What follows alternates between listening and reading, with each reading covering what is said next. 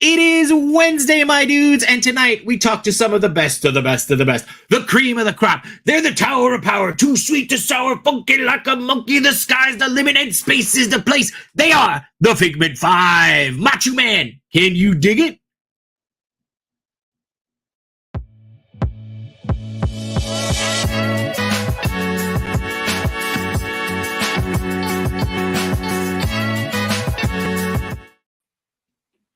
It is Wednesday, my dudes, and this is episode 37 of Between Two Sentinels. And again, as always, you guys have no one to blame but yourselves, because we keep doing this and you guys keep watching it. Look at that. Look how pretty that is. Was that smooth? Was that smooth? Super smooth. Loved it. Loved it. Yeah, guys, welcome to episode 37. We've got some amazing guests tonight. Really excited to talk to everybody, although one of them has been on more than anybody else, so he's basically the third Sentinel at this point, I think. But I of course am Jay Shot, and with me as always the Macho Man, Macho Toy. How's it going, Macho? What's up? First of all, 37 in a row. Don't finish it. Don't finish it. Don't finish it. I won't. Don't finish it. But yeah, that when you said that, that was like, hell, that's a good reference. Mm-hmm. That is a really good reference. If you don't get that reference, you're too young. Yeah. It might be something. Maybe chat who might be too young, actually. Don't go Googling it either. Not at least not here.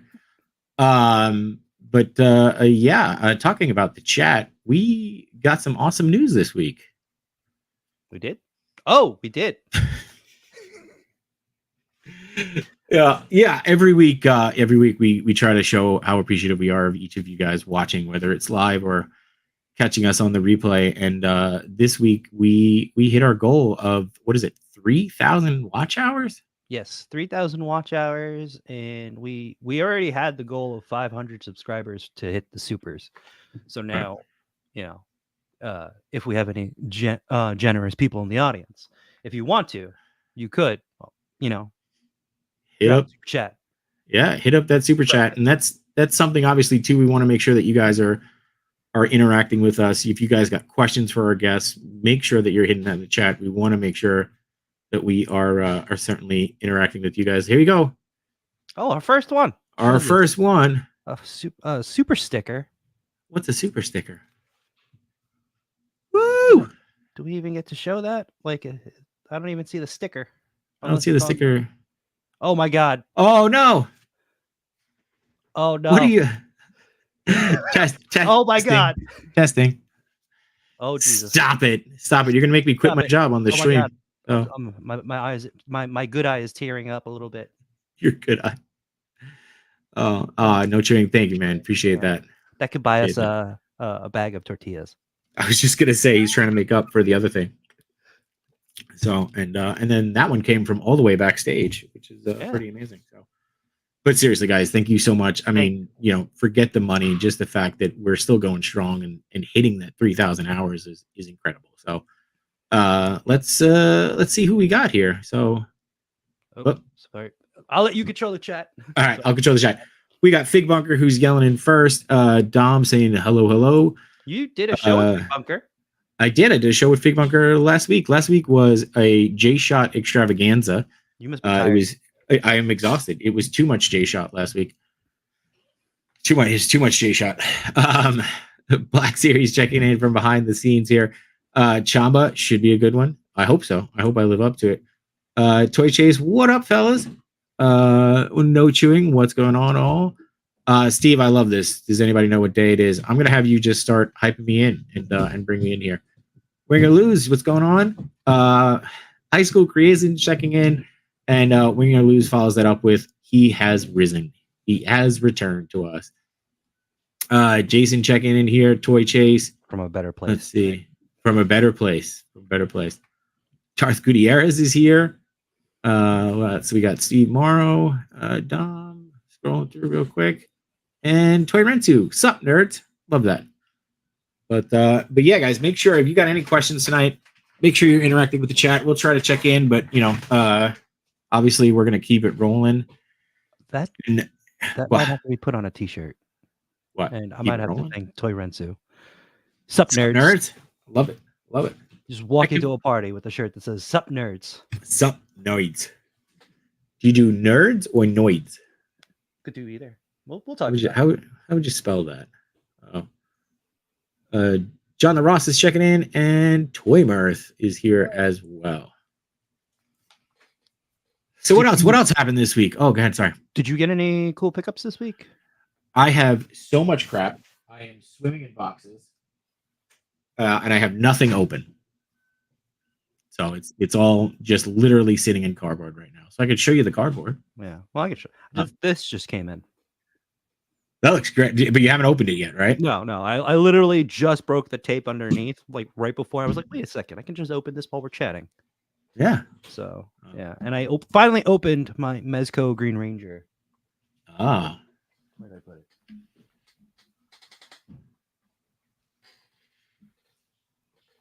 Nice. What do you think? How do you like it? I'm pretty impressed with it. At first, I was a little skeptical, and yeah, now I'm on the wait list for the 5-pack. So thank you. That was a quick change. That was a quick change. Yeah. Well, just like the turtles, I'm also on the wait list for that too. I can't wait for those turtles. Although the only thing I'm worried about is what you call it. I'm getting them from Big Bad, so who knows when they're going to come in. Oh yeah. But yeah. What else? Oh, I don't know. Should we just dive right into this? I mean, yes. In the words of Realm of Toys, let's dive right in. So yeah. Let's bring up. Oh my God, guys. I mean, thank you. Yeah. Thank you. But seriously, come on. Appreciate the hell out of you guys. You guys are awesome. Is this we have to make directed towards you or Tommy? I don't know. I think he was talking about Tommy. I haven't stood up. Oh. I am not wearing pants, so yeah. I just out here Donald ducking it. So yep. All right, cool. Let's bring it. Winnie the whose real name is Winifred the Poop. Anyway. Let's bring him in. Enough stalling. What is up, man? Jason. Hey, how's it going, fellas? It is going. Chat, everybody. Yeah, chat is blown up. Excited for you guys. Yeah. Oh, we're excited to be here, man. Let's bring them all in. I was gonna say we got all in. I missed that. We got 4 of the 5 tonight, which is pretty impressive. Hey. Jax, Zay, and of course Richie. What up, guys? What is on? What is going on? Party. I really wish I had a Sup Nerd shirt. Do Sup Nerds and then logo? Oh. Yeah. We are missing Spencer, Switpix. Yep. We miss him dearly, but he sends his love. Well, if he's really starting to feel the FOMO, make sure he's got the link. He can just jump right back on here. Got the link, exactly. Awesome. I'll bug him and see. Yeah, we're really excited to chat with all you guys. I mean, obviously, Jason, you've been on the show. I think this is your 3rd time on the show at this point, which is impressive. I think one more and you get the Sentinel jacket. So we'll excellent. We'll have to make that happen. Members only, yeah. Just like mutants only. But yeah, and Richie and Jax, we had the pleasure of running into you guys at SDCC for a hot minute, but yeah. Yes, sir. What's going on with you guys? Living the dream, man. Happy to be here. Thanks for having us on. Yeah. Are you living the dream? Because I've always heard that if somebody says that, they need a hug more than anybody else. So. I do need a hug. You could probably use a hug. But I am living the dream. Good. Richie, you're unusually quiet. I think he's muted. I was muted. Dang it. No, that'll do it.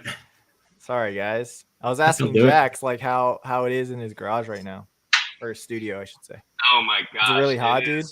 Yeah, it's because it's probably like 102 outside, so it's been like nicely baking in here all day. Wow. Yeah, I was gonna take my shirt off, but you guys don't want to see that. I have a fan like blowing right in my face right now, but well, some super chats if you guys want to see. We already got enough super chats, I think. I was gonna say we got all the super chats now. It's time to take the shirt off. So, yeah. All right, here we go, guys. No. I was like, bring him up full screen. And Zay, we just heard that you were at SDCC, but we missed you completely, even though you were walking around with everybody. Yes, yeah. I stayed with Jackson, Richie, and some other dudes, Tom, Joe. I think those guys must have purposefully ditched us to go find you because I think I saw the story. I saw the story and I'm like, what the heck? Where was I? So we're looking for better company, so pretty much. We I left. figured I figured we would just run into each other, but I guess it never happened. Maybe we should have been a little more intentional on that one. Well, we It's did sneak in. yeah, good. We but did yeah, sneak so- in, right? We weren't supposed to be there, We but weren't supposed to be there. We weren't there. it's true. It's true. It is tough though, right? Because you're like, oh, I'm over here and I'm over here, and you're just trying to meet up with everybody. We were trying to meet up with other people too, and it was just like, where are you now? It's like, oh God. So forget it. I'm online. I would I'm on the say- Intel Creations line. I would say I realized after we did, I did like 3 SDCC like consecutively, and then we did DesignerCon, and these guys were here, and that was really cool because I realized I had more time to just meet up, and I think that's what I really want. So it's cool seeing all the reveals and all that, but really it's like the meeting up with friends and community. And that's what I think I'm more looking forward to DesignerCon these days than like SDCC. But And that's it's all in cool. December, right? Yeah, it's Alright, like the we gotta- 15th, I think. Or You 14th. coming out, it's Jason? so close to Christmas. I don't know. I If that's a know. great idea, but it is what it is, Yeah. right? I want to. My family can I see me want to. during Christmas. I'll go meet up with everybody else. There you go.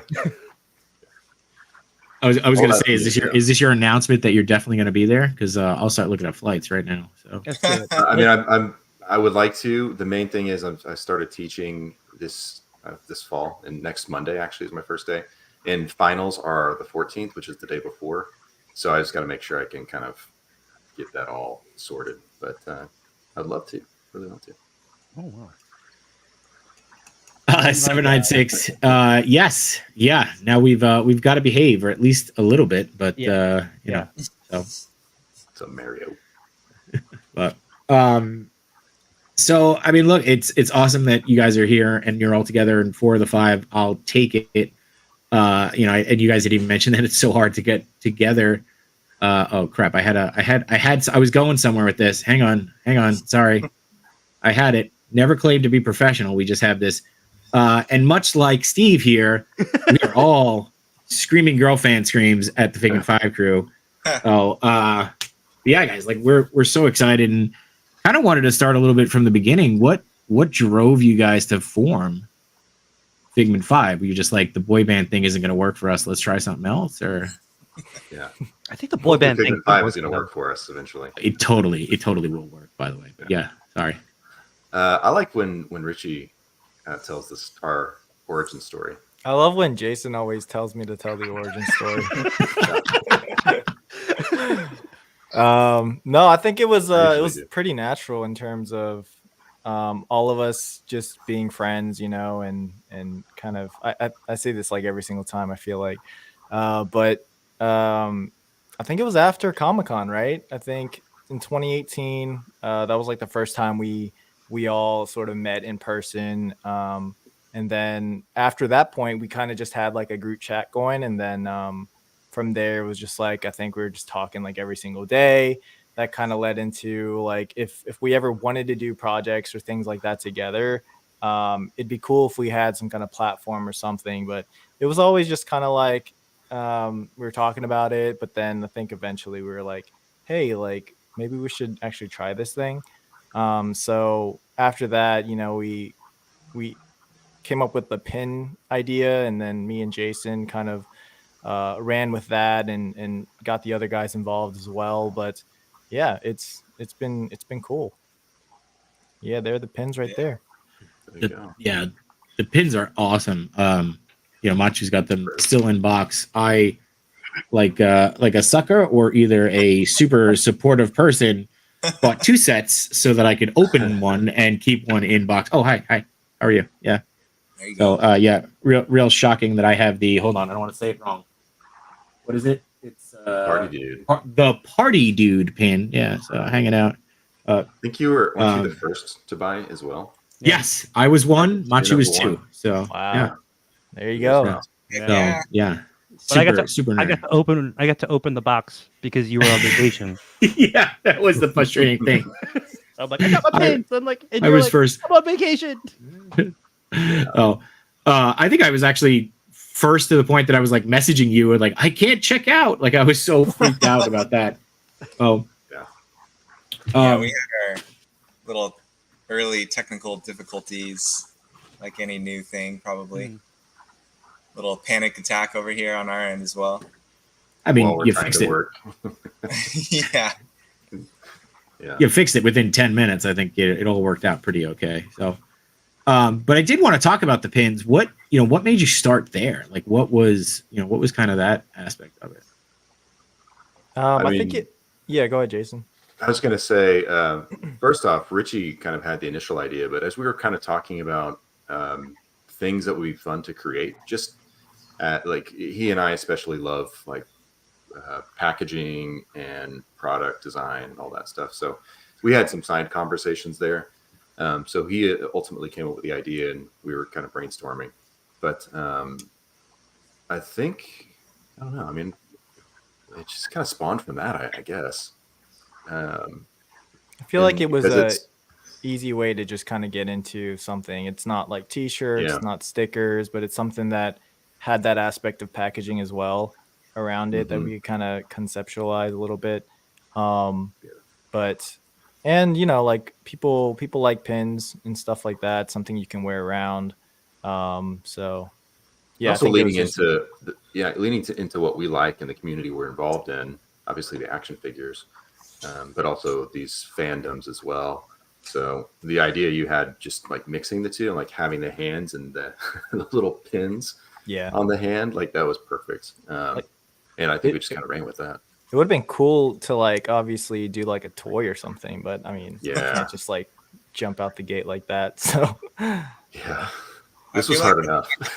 I feel like the packaging was such a huge part for you guys. It was almost like the packaging came before the pins, It was like, let's do some really cool packaging and then like figure out something to put inside there. It was. It was definitely part of it, like from the beginning. I think. Yeah, Yeah, I I also mean- like the logo changes too, right? So Those are like fun, yeah. instead of Kenner, it says Keener. yeah. Little And then- parody action Mhm. going on. That was like the hardest one to come up with, but it means like somebody who's like ultra like into something. Mhm. So it like was perfect, but I'd never heard the word, to be honest. Me either. And then for the but, Lego yeah. one, it's logo. I didn't even think about like Keener having a meaning. I was just like, oh, you just like play on it, and like that's something else that I did want to talk to you guys about is like the detail of the stuff that you guys do. Like you guys were just talking about the packaging, and the packaging is beautiful. Like even down to the price tag aspect of it, Yeah, it's just shout out to Jason insane. for that idea. straight out of like KB. Thanks, guys.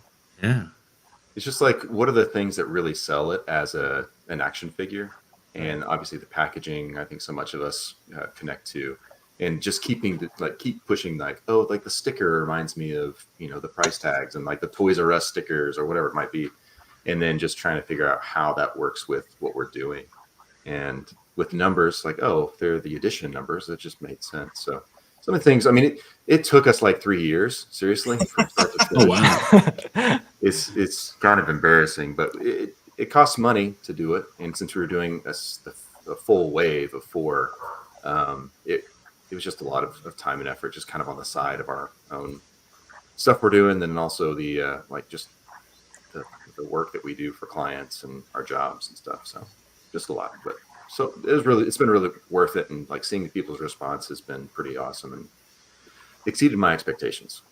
So. Yeah. Well, I was to say I'm a fan, and I'm ready for Wave 2 whenever that wants to come out. So Yeah. What would you want to see in Wave 2? Damn, I thought you were going to ask me that question. That is a really good question.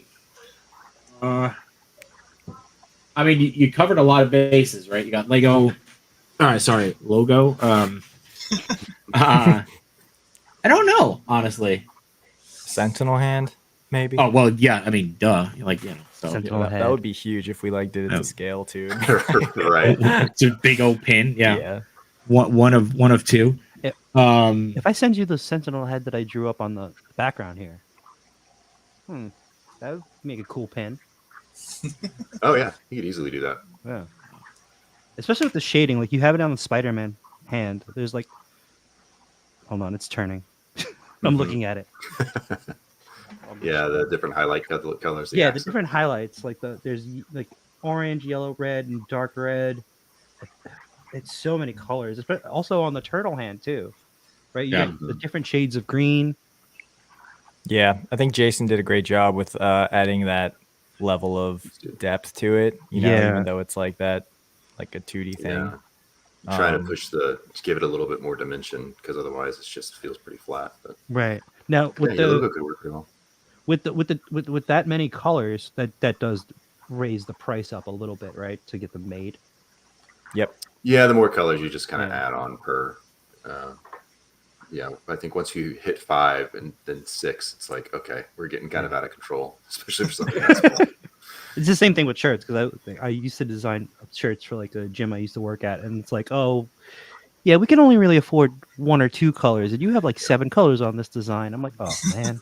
Yeah, nobody's going to buy like a $70 shirt. Right, Yeah. exactly. So you're like, don't squash my creativity. All right, so this guy has gotten out of hand. That's amazing. Blake. Oh, my God. Jax, you have to Blake, top that one, dude. dude. I think Jax. My God, hold on. $50.01. I think at this point, Blake, I think you're a producer now of this show. So yeah, dude, really appreciate the hell out of you. And then Fig Bunker pops in behind him with, missed my chance to pop your super chat cherry. Thanks, guys. Yeah, appreciate it. Thank you.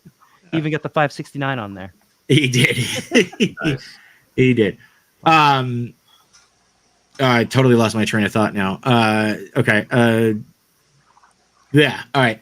So pins and like I feel like that was that the first project of you guys kind of working all together on it, or have you done something before? You know, because what I love about like this group, right, is like each of you have a different specialty to some degree, right? Like I don't love this just like how you influence each other or how you share the responsibilities of it and things like that. Yeah. I think the biggest thing is like everybody has money, so we can do these bigger projects. I mean, it's much easier when you kind of can crowdfund it in a sense. But I mean, I know there's been other talks of doing much larger projects that we've had amongst ourselves. And we'll see if that's something we could do later on. But I know Jax has had some really amazing ideas. And so it's just fun to like, even if we don't do it or it takes us several years, just having the ability to kind of just talk through things with people and different creative, we all have different creative backgrounds. And so that just makes it just fun. And we're doing it anyway. So we're like, might as well just do it officially as a Figment 5. So.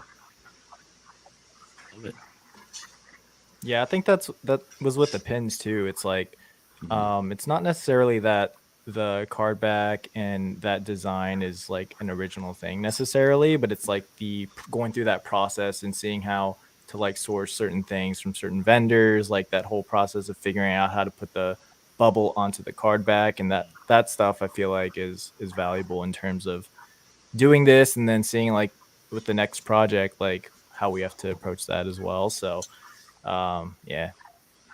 I'm also noticing on the packaging too. You have like spot varnish on here too. Yep. We do. Spared no expense. We just kept adding stuff. We're like, all right, we're gonna have to bump the price again. Yeah, and it's on like different parts too of each packaging. It's not just the logo. Like for the turtles, you can see it on the shell. Like there's a bit of reflection on there too. Yeah, Sorry, I guess went you to school probably for can't graphic design, so I know. I know, right? We So appreciate that's you what appreciating those details, dude. Exactly. Yeah, some of those things you don't see in the product shots, but Yeah. it's one of those things when we wanted people to enjoy the experience of opening it and seeing it in person. A lot of people, which was kind of surprising to me, when they opened it, they're like, "Oh my gosh, I didn't realize the card was so large." Which to me, I've been seeing it the whole time, and so that was also a nice surprise. Like, oh, you felt like there was like additional value in adding all these new things to it. And, that's just as much a part of it as just the pin. It's kind of the experience too. So for what it's worth. And now Yeah. in that video, I mean, you're sitting there with an X-Acto knife. Did you put each of these together by hand? We are putting them together by hand, Wow. artisan style. Yeah. Shout out to our buddy Joe and Zay. Joe. You've been helping them too, right? Or no? Yeah, I putting in the mean, I work. kind of stand there and just be like, do it better. Make sure it's straight. Somebody's got to do it, man. Like somebody's got to take that Ross. responsibility. You know, it's you know, it's Shout a out- hefty one. Shout get out a- to Classy Go Mojo though, for sure. He's big Yeah. help. Yeah, Joe's awesome. So mine is not Chris- straight. One of these. I'm kidding. I'm kidding. Take it up with Joe. Send it back. Send it back. He'll return it. Oh yeah. QC. Customs by Machu hitting us with another super chat. Can't say thank you guys enough. Let's keep it going though. I can totally give my 2 weeks tomorrow. I would love to do that. 1-6 shooter again. Thank you guys. Thank you so much, man. And hi to the Fig 5 friends there. Toy Father hits us with this and then immediately says, "Oh damn, I forgot to put the message." So you know, how do these super hats work? Thank you guys again. I can't say thank you enough to all this stuff. This is insane. But it's really, I'm gonna have to try to really split my focus here to make sure that we're keeping the conversation going. But you know, I mean, the pins are amazing, and I as much as I feel like we could dedicate this whole episode to just breaking down the pins bit by bit. You mentioned that it took almost 3 years to get that going, and I feel like there's hints of another project. Like, do we want to chat a little bit, or Not really. any I think any the secrets focus you want to now- share? The focus now is like to see if we can continue to move these, because if not, then not that this is like a make or break, because basically we've already got the money and time invested in it, but it's just like, let's just see what happens. Let's see if there's even a market for it. Let's see if people outside of just kind of our small circle think it's a cool concept. And if not, then maybe we just hang on to them. We just have this stock on our site, and maybe we do another project, but maybe we take in a different direction. So just trying to like take off the pressure, so it's not overwhelming, because we have plenty of other things in our lives that take that that spot. But I would say we don't have anything official to follow up with on it, right, guys? Or is there something I don't know about? We've been meeting without you, Jason, on this Oh, other thing, as long as it gets actually, done. so It's probably because of me that it took 3 years, to be honest. So You didn't get that email? no. just steamroll through it, man. No, we would love to. It's fun, but love to just consider other types of projects as well. So if you guys have ideas, let us know. I think in general, it's such a good learning experience of not only working together as friends and like kind of starting a small company together, but just kind of how we do all work together. I think it was definitely a learning experience, but it's been great. And I know that we do all have our own ideas, and we do kind of play around with things, but for sure, I think we're just kind of going with the flow, seeing how it goes, and seeing kind of what it turns into, or what it can turn into. Mm-hmm. Well, there's certainly enough talent amongst all of you, so I'm sure whatever comes next will be incredible. Sorry, did I cut somebody off? I didn't mean to drop it. I was gonna ask, are you guys gonna have are you gonna be at any like shows selling the pins, like physically? Zay said he's going to be at every show coming up. So, right? That's right. I want to be there. He's signing autographs to everyone, so it's for free. Yeah. All the money's going to just Zay for those posters and prints and signatures. That's right. I'm going to be there selling out of the back of my car. All proceeds go to me. No, I think that would be a goal in the long term, right, guys? I mean, for sure that would be cool. It is also such a big undertaking. We were at Comic-Con, and shout out to our buddy Tony for letting us kind of have some presence there on his booth. And so that was even just a little taste of, I guess, future possibilities. I don't think we have any plans for anything right away, but it would be cool to work towards that. Mhm. Yeah. Logistically, it makes it very challenging since we're all like spread out. Right. So, and then just our time commitments. But man, that would be fun. It'd be cool to have the ability to be a vendor, but have multiple products and kind of build out a library of things to sell. Mhm. But I don't know. I don't think it's going to happen anytime soon. I But think we'll who knows? definitely, if we're at like these cons though, like I think we'll Yeah. definitely bring some stuff with us, like how we did for Comic-Con. Yeah. For sure. It's just, I don't think we'll necessarily have a booth or anything like that, but you know, Just just slinging be them like, out of your hey, backpack. let's meet Yeah. up over here and Meet That's me by right. my trunk. yeah. Pretty much. So yeah, hopefully I can make it out to DesignerCon too. I haven't finalized whether or not I want or whether or not I'm going to, but I'll definitely be trying to push some of those out over there too. Nice. I like the slip. I don't know whether or not I want or can. Yeah. Yeah, I actually don't want to, but Yeah. these Yeah. guys kind of making me go. No, Waiting for Jason. to make his DesignerCon's mind awesome, for dude. It is. It is cool. It's so cool. Yeah, Jason, I think you were telling us about it when if that project feels like forever ago, when we were working on that, and we were looking as soon as we were getting on the plane from SDCC, we were immediately thinking, should we go to DesignerCon? It's like, why not? So, Yeah. I immediately put all like the big cons on the calendar so that way we could just block it off, right? Yep.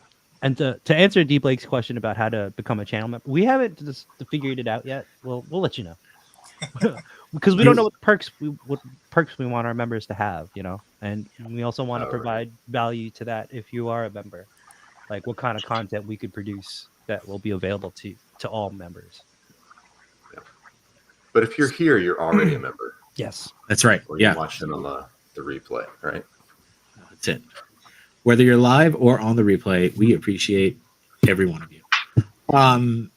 So, all right. So not only pins and, to Matt's point of like providing value, the other thing that you guys are also doing are the photo challenges, which are awesome, right? I mean, it's, obviously getting the community involved, which we love. And then I also love that you guys aren't doing you're doing very out of the box things, right? Like one of them was the everyday objects or the unsung heroes, right? It's not just like, heaven forbid, right? It's not just like do a Ninja Turtle or something along those lines, right?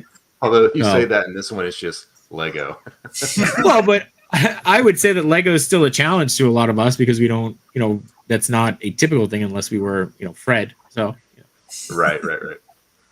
But yeah, I think those are really exciting. We had a lot of really great engagement on those that are more unique.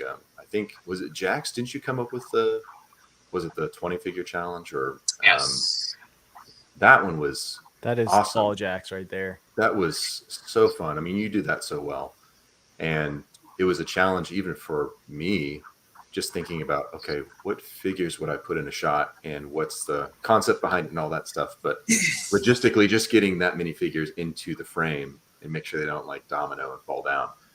Yours was awesome, Jason. I loved how you brought in the artist from the challenge that participated and had him hanging on the wall. That was brilliant. That was pretty fun. That was a lot of inspiration and a lot of last minute work, but it was cool. Basically just took photos from everybody who submitted into that toy challenge and did a little gallery wall of everybody's little prints on the walls with my figures, the 20 figures in the gallery space. It was really fun. But again, that was because the idea came because of the prompt and because it was unique and different. It just got my mind racing and thinking about cool ways to do it. So it's amazing. It's amazing to do it. Even I wish I could do more, but just being able to do a few of them has been really fun. Very cool concepts. What are some of the shots that you guys have gotten in with Lego? Or are you excited, surprised by any of them?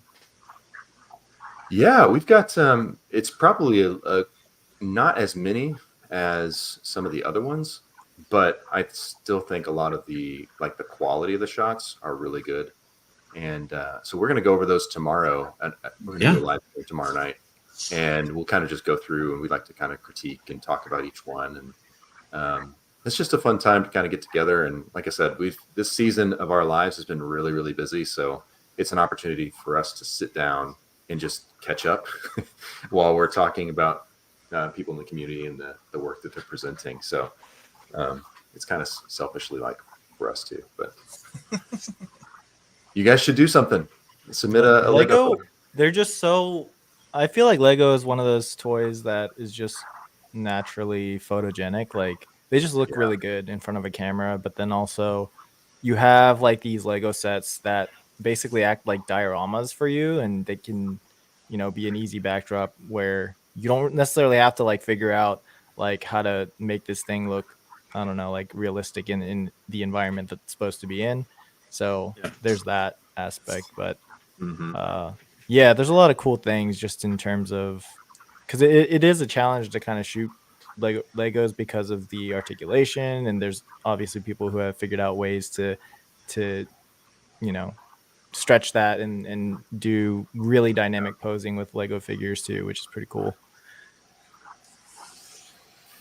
Yeah, I was going to say we have two other.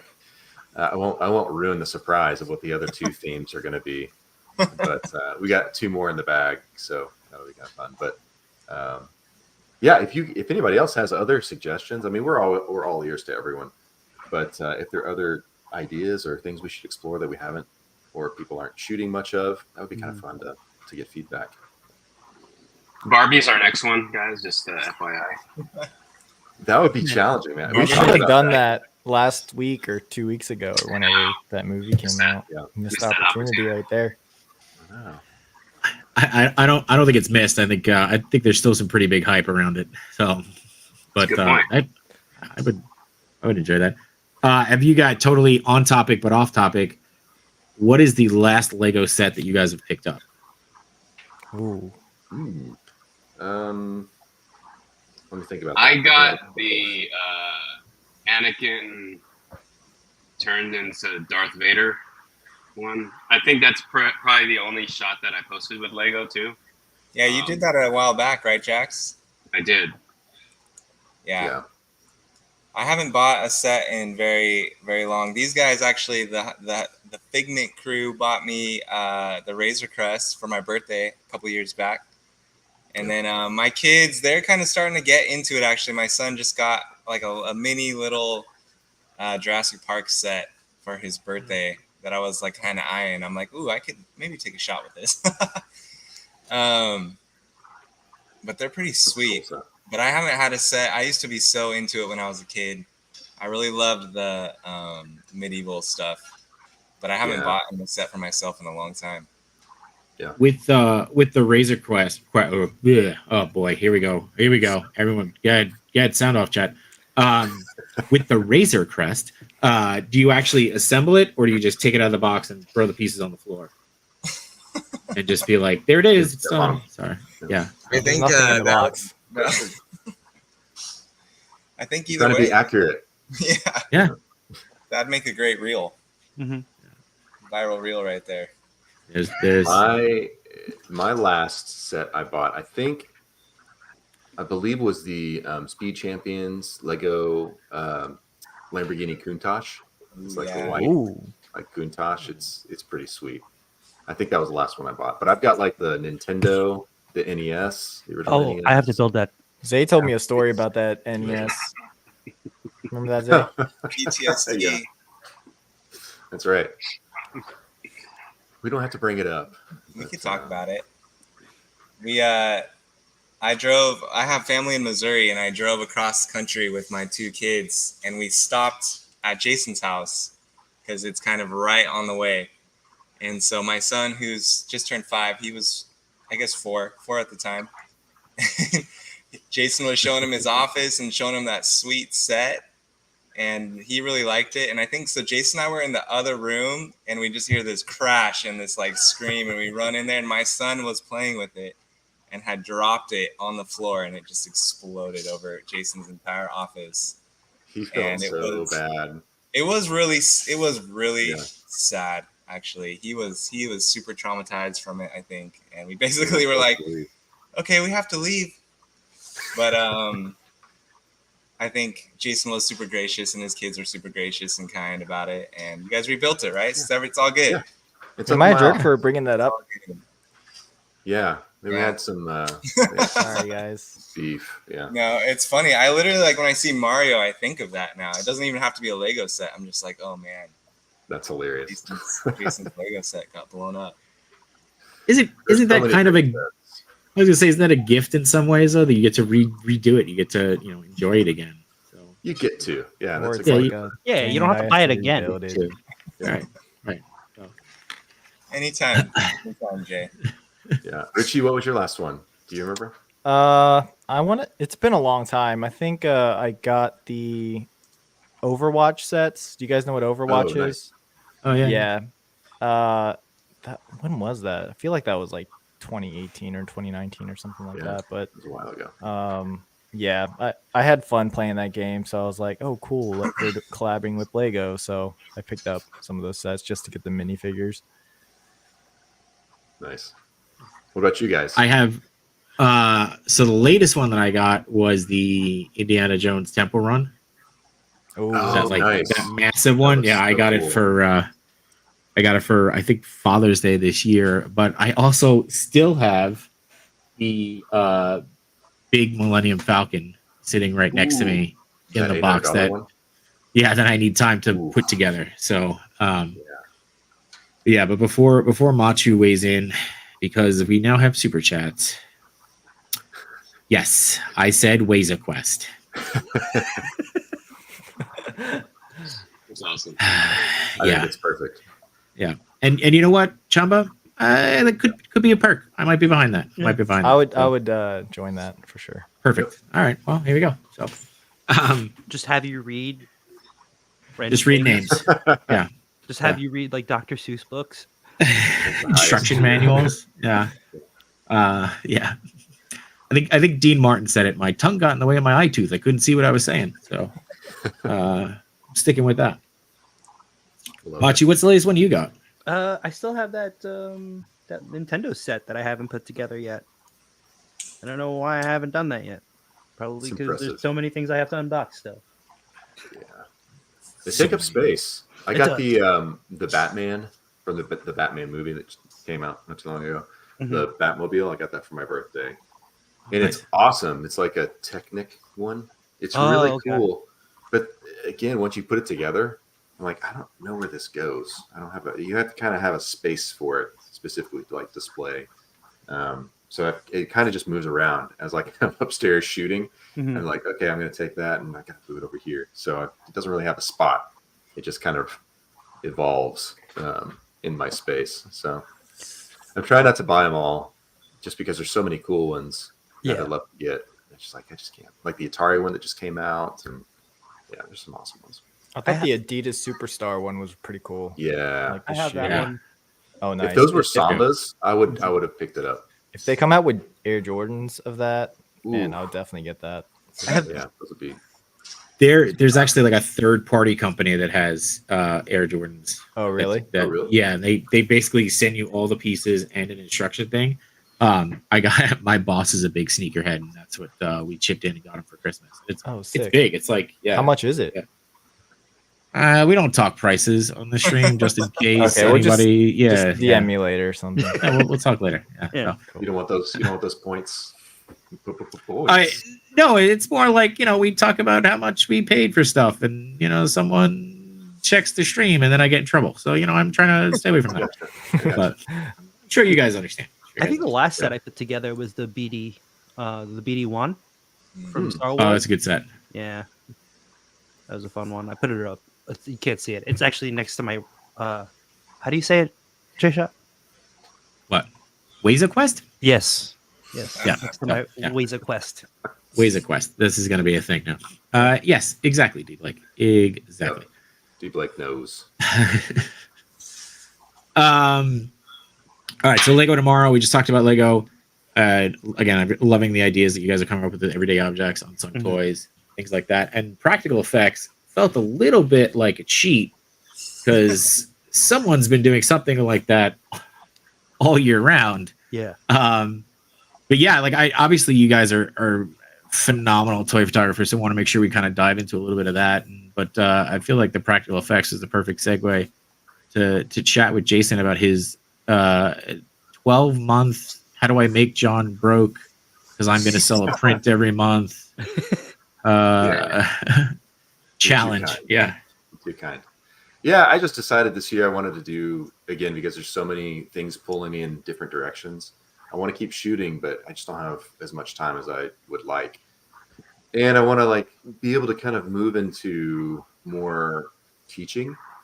So the things that I've learned as far as like with photography or design or whatever it might be.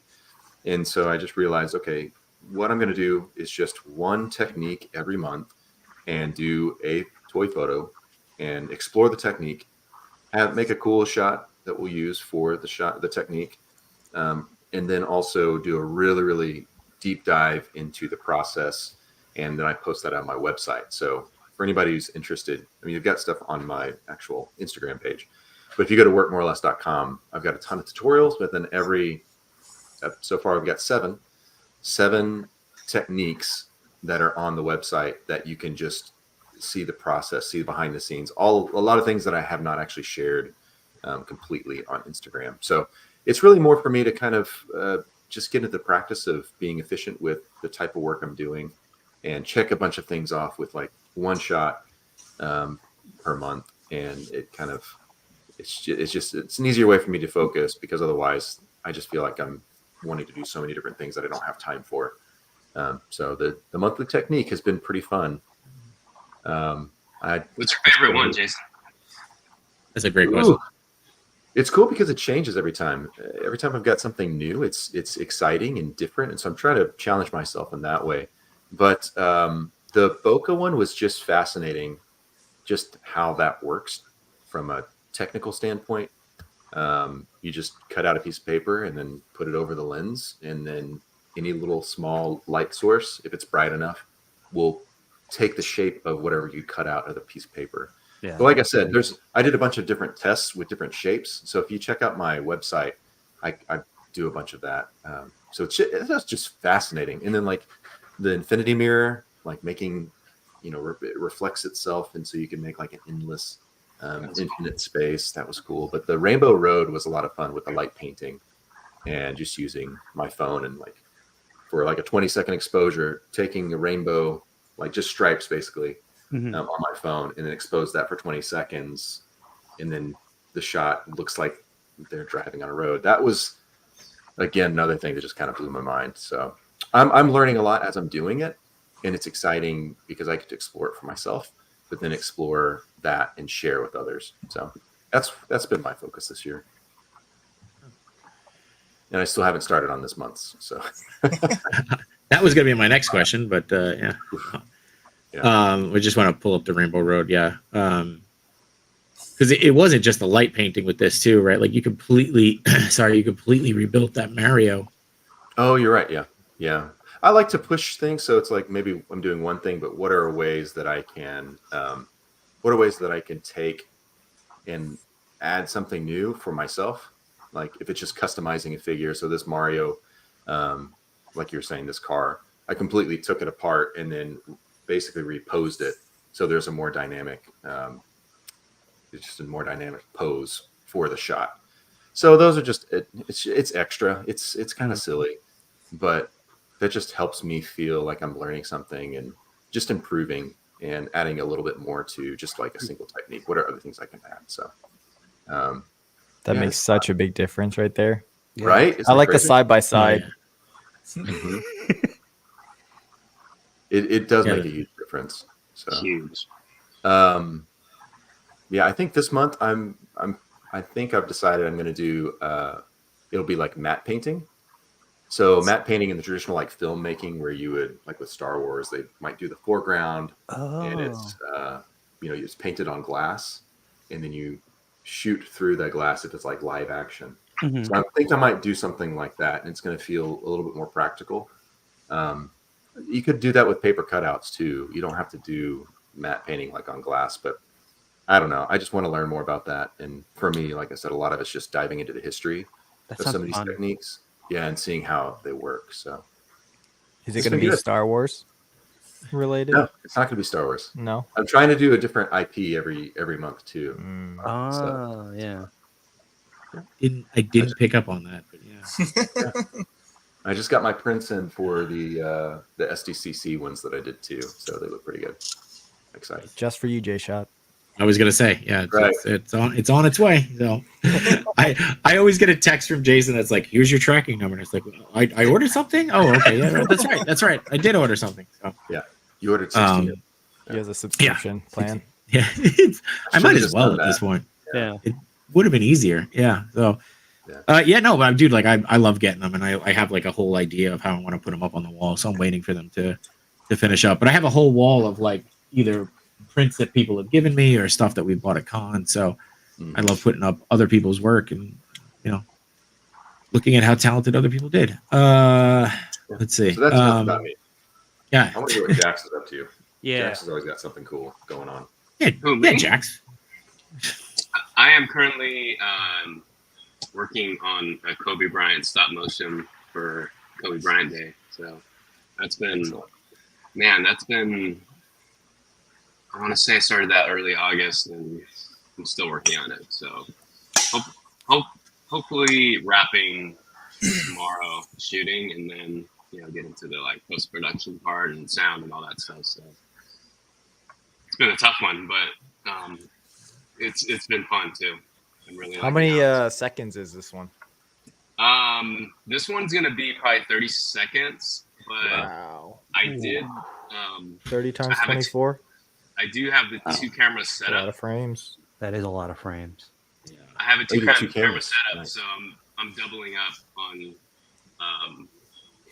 the footage with the same kind of labor. So Oh, that's smart. That's really smart. Yep. Jax, does having like a hard deadline like that, obviously not a deadline, whatever, but since you're working for that day, does that help you think, or does that like make it more challenging? You mean as far as I think deadlines. So good. I need deadlines, dude. Otherwise, I would just stretch it out all year. So Yeah. it's good to have those little deadlines for yourself. But Jax, can I just say, It's as coming an up quick. animator, I'm so impressed by how far you've come in the amount of time. Like you started, what was it, a couple years ago, something like that. As far as like really, really pursuing it, Mm-hmm. right? thanks, man. And so like seeing how I can notice like how you've improved on understanding like physics and weight in your characters and your motion and all that. I'm super impressed. And this is the first. Wait, is this the first one you did? Second That's a remake of the first We one. I do. did. The remake of the first one. That's right. The first one was still amazing, but again, you just see the progress that you're making. So kudos to you, man. Thanks, man. You're an inspiration to me, and you make me every time I see something that you post, I'm like, man, I want to do that. I don't have the setup and I don't have the time, but it's so inspiring. I got a lot of good advice from like the pros that do it. Johnny, who does a lot of work for Robot Chicken, he gave me a lot of valuable information. After seeing that very first raw one, he's like, this is how you kind of make it not look like they're ice skating. This is how you add weight to the subject. So, So good. yeah, so him and Sampler Times just gave a lot of good advice, and it's been fun, man. Nick, It's a lot. you animate on ones? When it comes to Yes, that's a lot of shots. So many shots. It looks so fluid, though. Yeah, it does.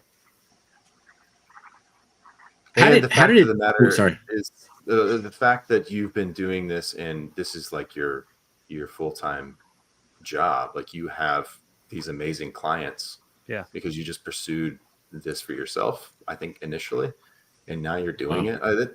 That says a lot, brother. Thank you.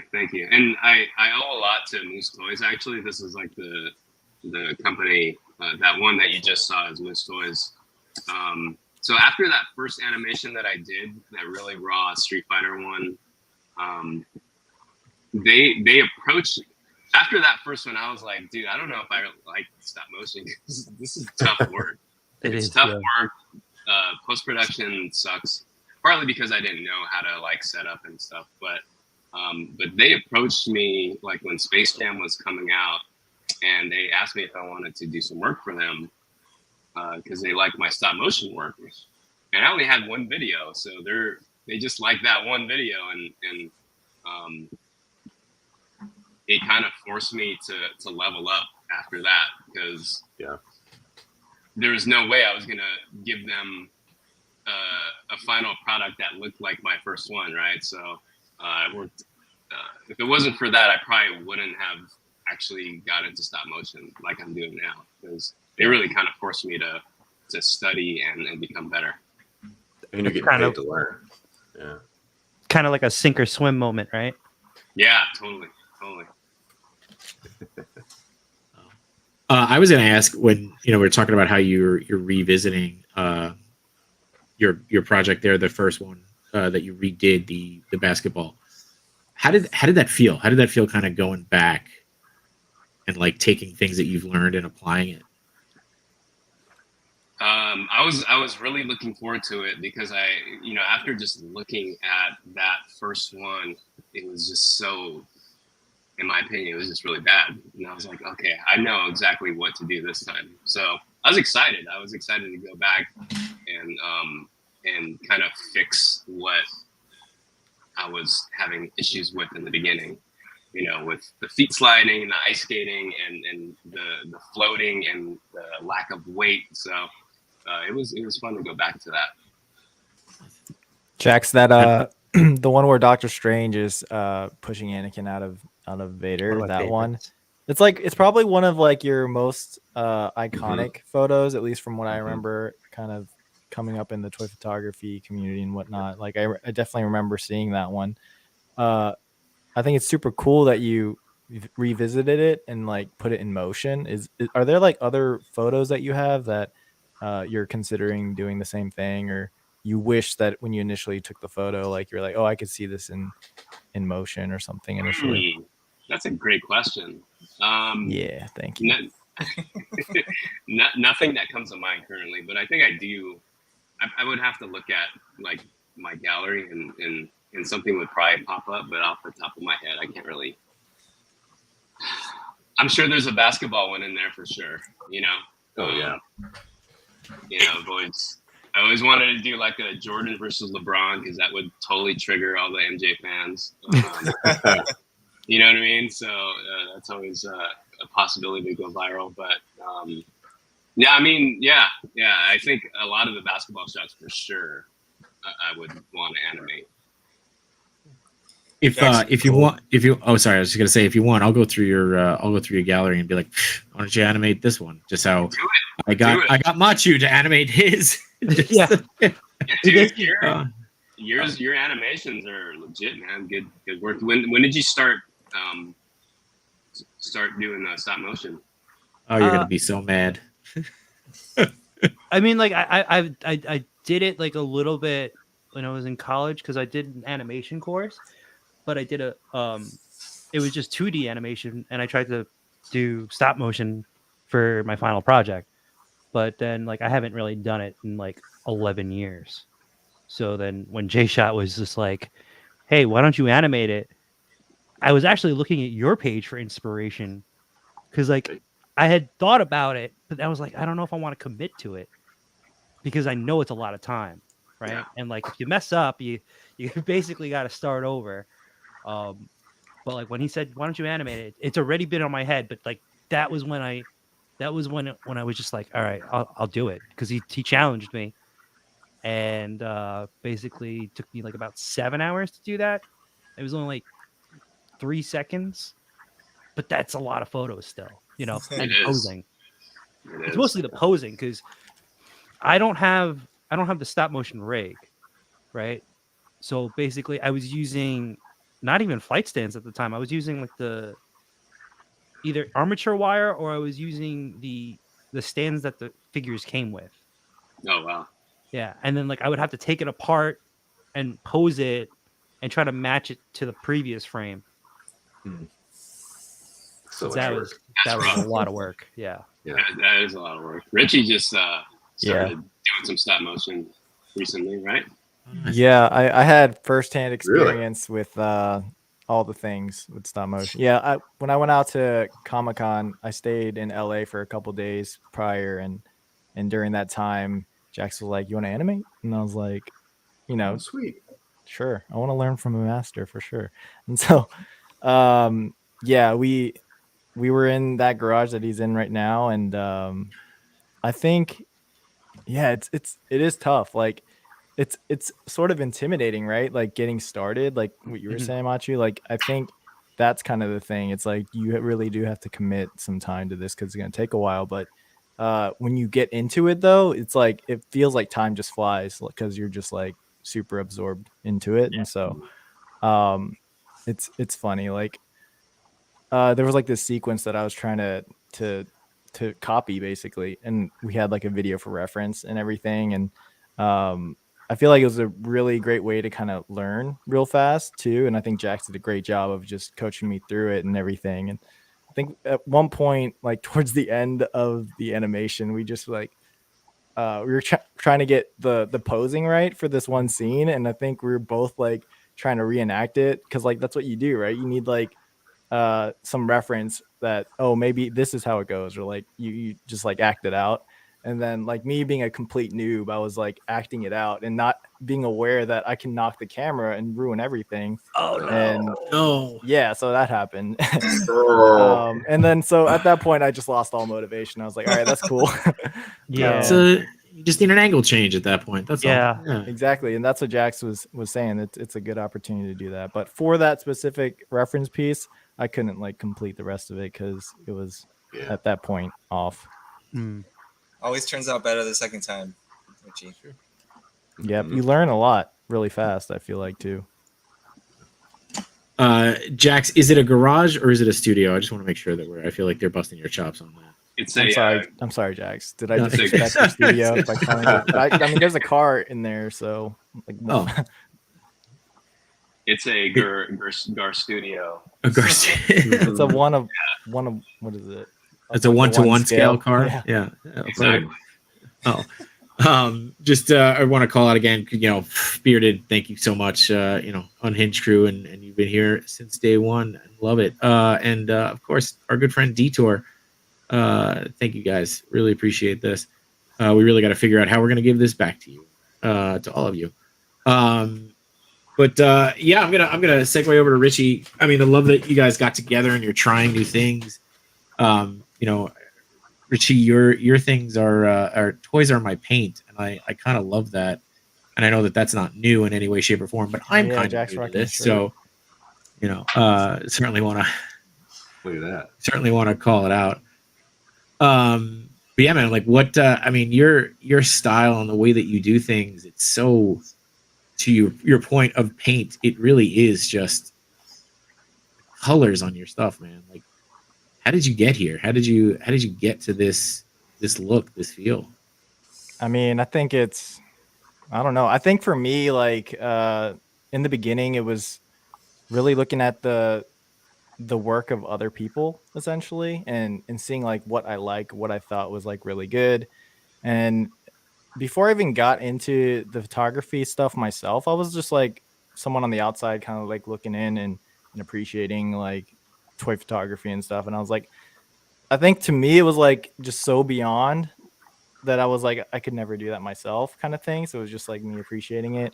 And one of those photographers at that time for me was Johnny. So like seeing his work and just kind of how, in my opinion, at that point, it seemed like different and more elevated, I guess you could say, or like more like sophisticated in terms of like the techniques and lighting and things like that.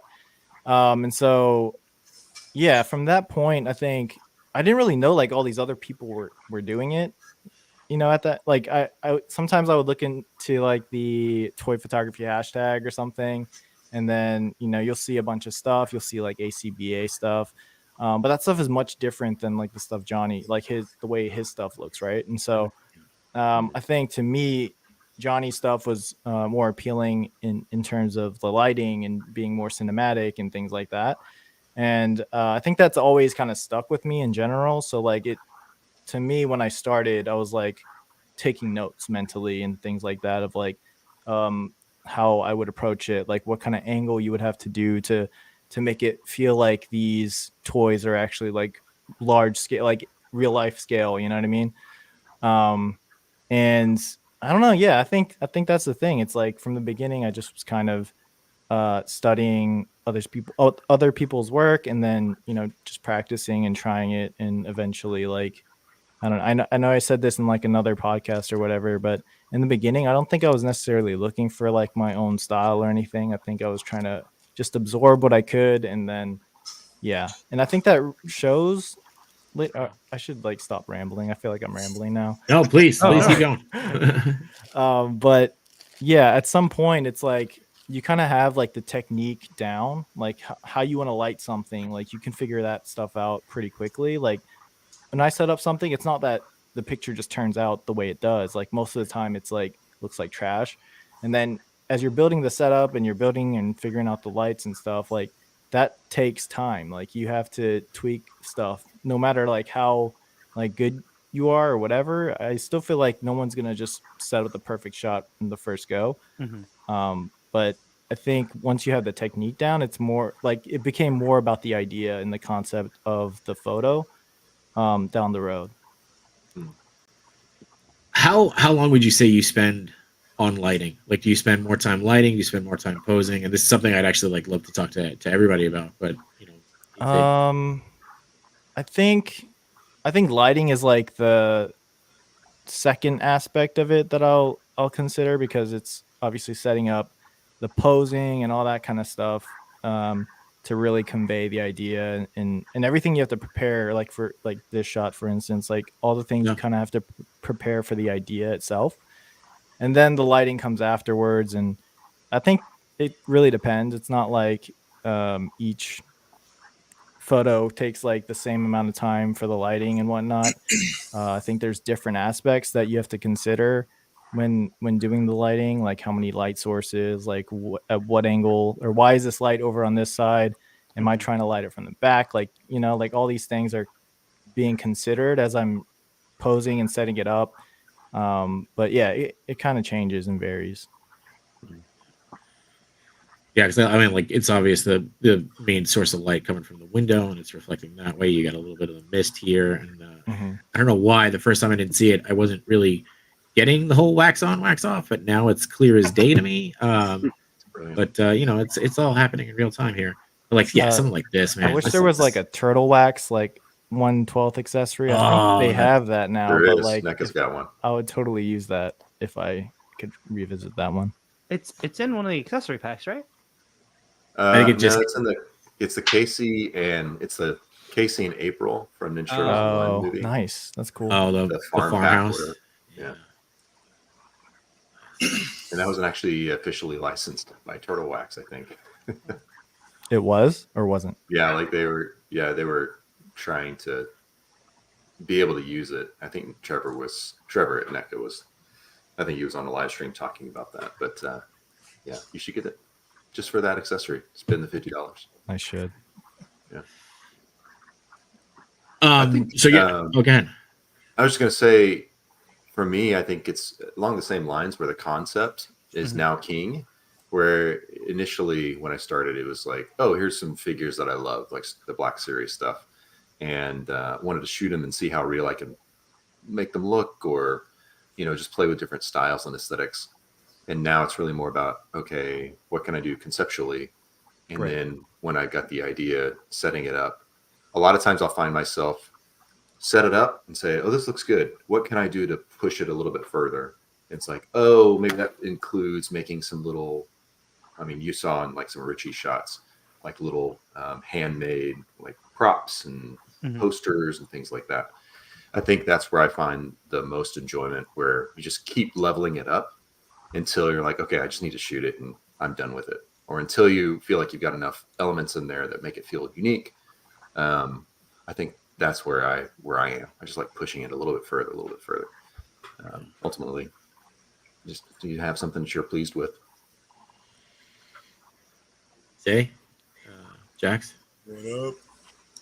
Yeah, I think similar to Jason. It's like in the beginning, I think a lot of us started with like the Black Series, obviously my at Black Series and Star Wars, and you just kind of like just want to make them look cool, you know? You will like it was so new and fresh then. It's like I just want to make it look real or make it look as cool as possible. And then as things have kind of just shifted over the years, and I know Richie and Jax are a huge part of that, kind of pushing the art form into that creative concept first mentality, and they're such a huge inspiration to the whole community. And so Whole community for sure.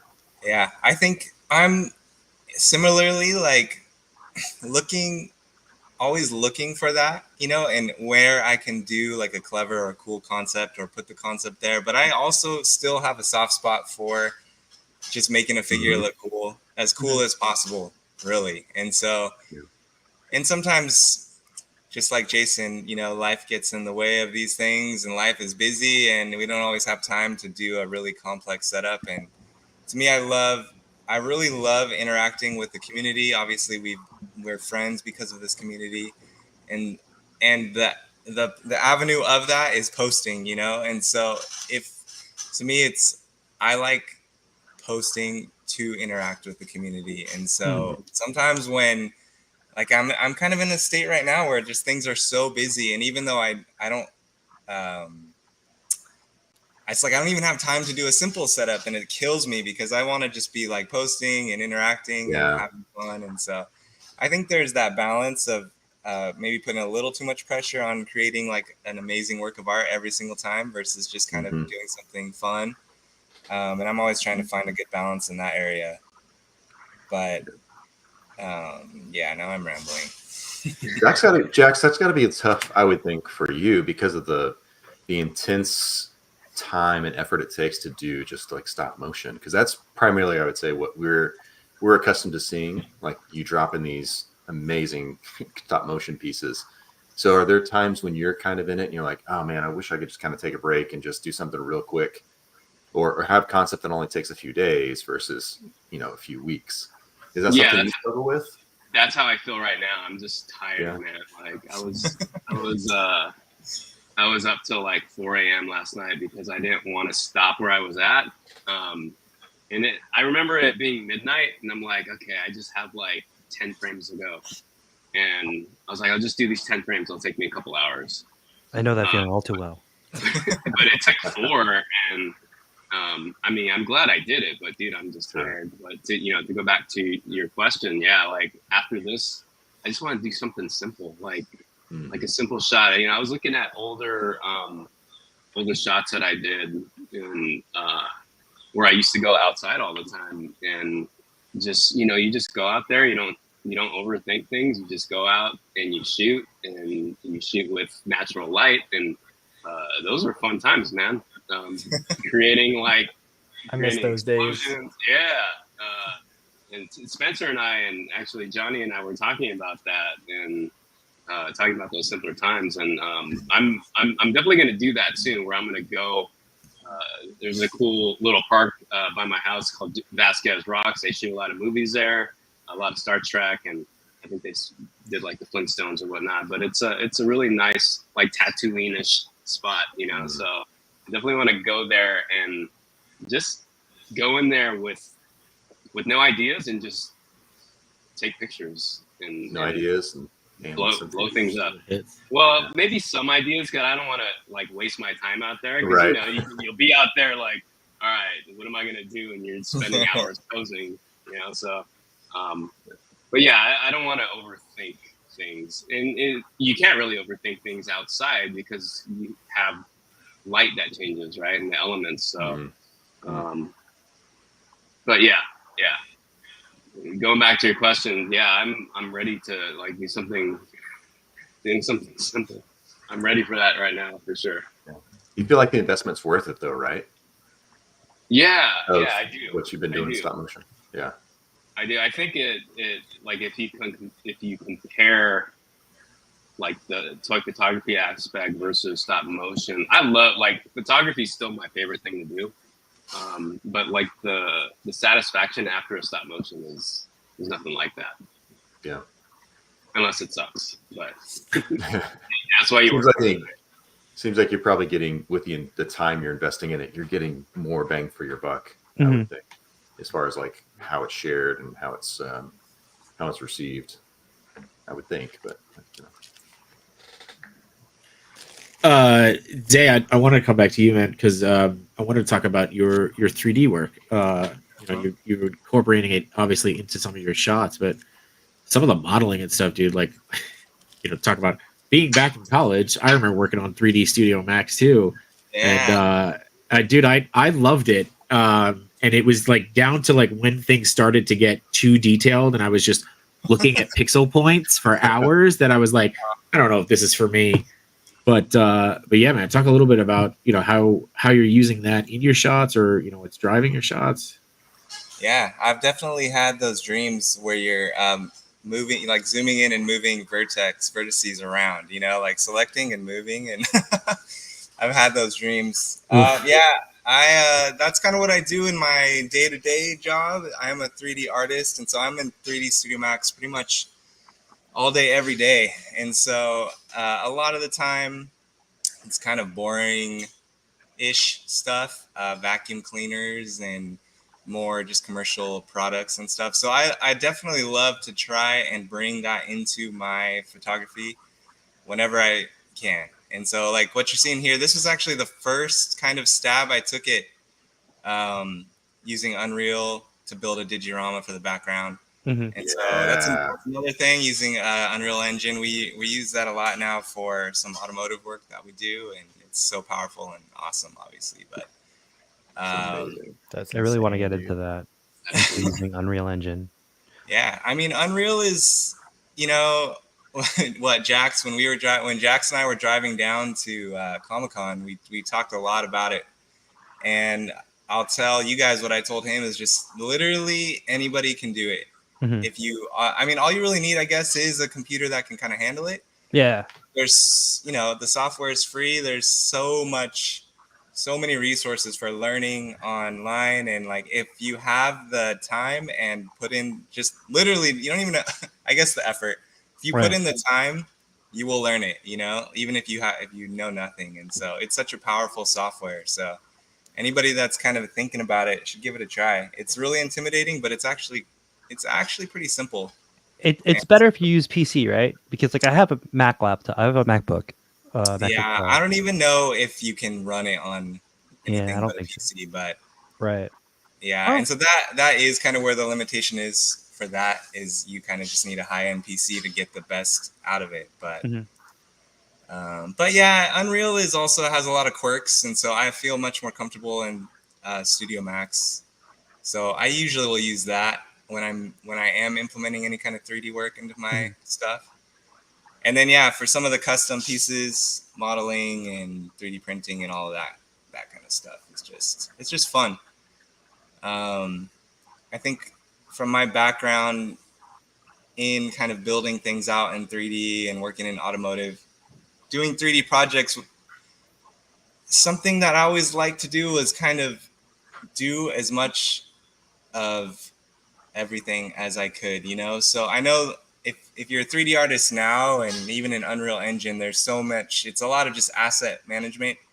You know, you're using TurboSquid to get models, or Unreal has its own huge library of things. And so kind of this being able to model something and create something from scratch as an asset is kind of a lost skill, I guess.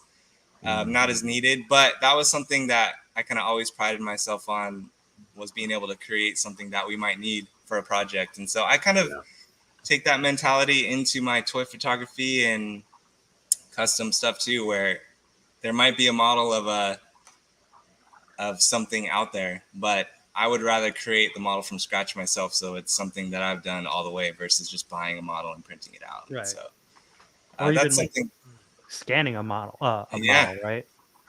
Yeah. And so, you know, sometimes you can't get by doing that kind of thing, but for sure, I try to do as much as I can these days, and more kind of even building out the dioramas and learning all of that stuff. And so I like to be able to do it on my own if I can. It's a good challenge. Say he's very talented. Yeah. You are very talented. That's All of you are very talented. No, just Yeah. say. And I also like to, you know, do it ghetto when I can. So I think in the beginning, you know, just putting a figure in the dirt is always an easy thing. But sometimes, like you guys are talking about lighting and natural light. I have, you know, I'm really fortunate to have so many Lume Cube lights now. They've been awesome, and I have a ton of lights. And man, I hate setting up lights for a shot. Like I feel like I can do it just fine, and I kind of have that background in the 3D world as well.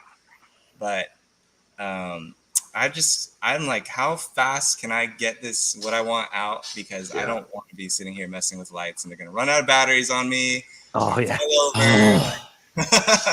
Yeah. So I'm still love kind of going outside when I can, or even like in this shot, it's an interior shot, but I sat outside for like 3 hours waiting for the sun to get into the right spot, just so I could use kind of that natural energy of the sun. But And how quick are you moving when that happens? When you hit that sweet spot of where the sun is where you want it to be, and then do you like realize, oh, maybe I should move this here or change this? yeah, Or is it I mean, already? there has been times where, especially if I'm kind of in the trees or the bushes, you know, where you get the sun like right on that sweet spot, and then you have to move real fast, or it changes so quickly. For something like this, it was very slow, and so I had a lot of time, and you kind of can anticipate it, as you know, and so just trying to get as much ready to go, settings on the camera, everything is ready to go. So when in 5 minutes, when the sun moves ever so slightly, I'm ready to take that shot. Which, I mean, I know all of you guys know that challenge, and working with the sun is awesome and a total nightmare at the same time. So. That's why I don't go outside. Yeah. Hey Zay, before you like build something this big, do you like tell yourself, all right, I'm gonna use this for at least like 3 shots, or you just kind of go with that initial concept and like, you know, it's funny, like it's funny because I think maybe, I don't know, another thing about me is I don't really like to shoot similar, I guess, I don't know, maybe not the same thing, but similar things over again, you know? So for something like this, I would build it for this one shot and probably never use it again, which isn't really efficient. And with some of the newer dioramas I'm building, I'm definitely keeping it more modular and building it in a way that I can use it a lot. But I'm not a big fan of kind of just like reusing the same diorama at the same angle over and over again. Not that there's anything wrong with that, but it's more just, it's also why I kind of do it a little bit ghetto, because I don't want to spend a ton of time and money on something that's going to just be used for one shot. And so if I can get by on something that's gets the job done, but it, you know, doesn't cost me a lot or doesn't take me a lot of time to do, then I'll kind of go that route. I'm only asking because it's easy to overthink stuff. Yeah. Sorry, What's what was that, that? Jax? I said I'm only asking because I want to borrow that. I still have it, you know, it's like all, it's, if you look on the posts, actually, you can see from the other side, it's all like blue taped up, and it's really not a good diorama. It was held together by duct tape and trash. So It works though. Yeah. This shot is incredible, and the work you put into it is amazing.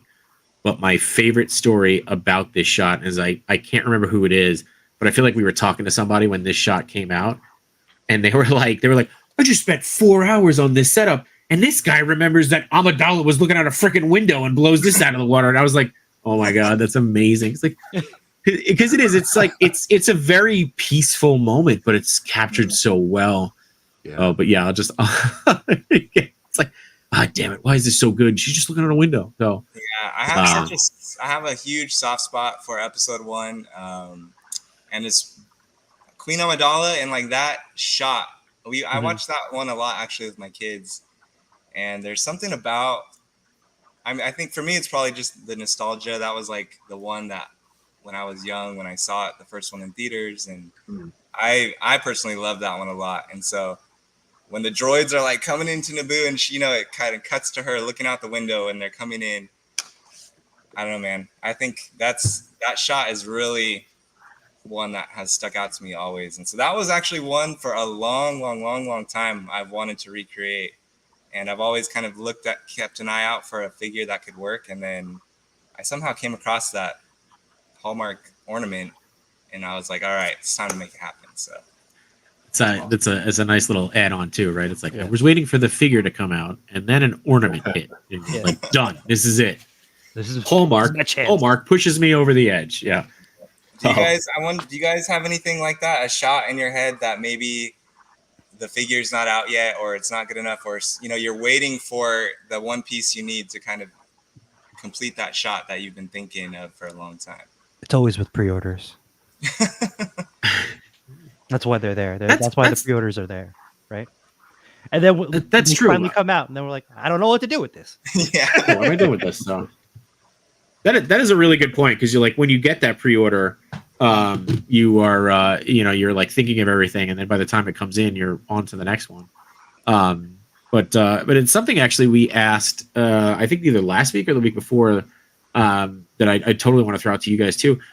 Would you guys rather, just to Zay's point of recreating a scene that meant something, or do you like coming up with more of the original aspect of it?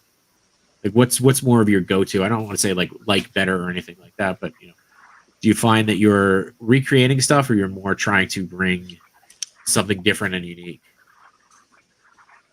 I've moved more towards something different and unique, personally. Same. Okay. Yeah, agreed. I think that I'll change it up on you guys a little. I don't know if it's like if it's a percentage or a 50-50. I think the hope would always be to come up with something original, but for sure there are certain, to me, like when I'm watching a movie or a show or something, there have been moments where a scene will stick out to me, and I'm like, instantly, I want to recreate that in a toy photo. And so I think in general, when I go to do a photo, I don't want to do a recreation really. I want to do something original, unless it's something that like that, where I'm watching it and it kind of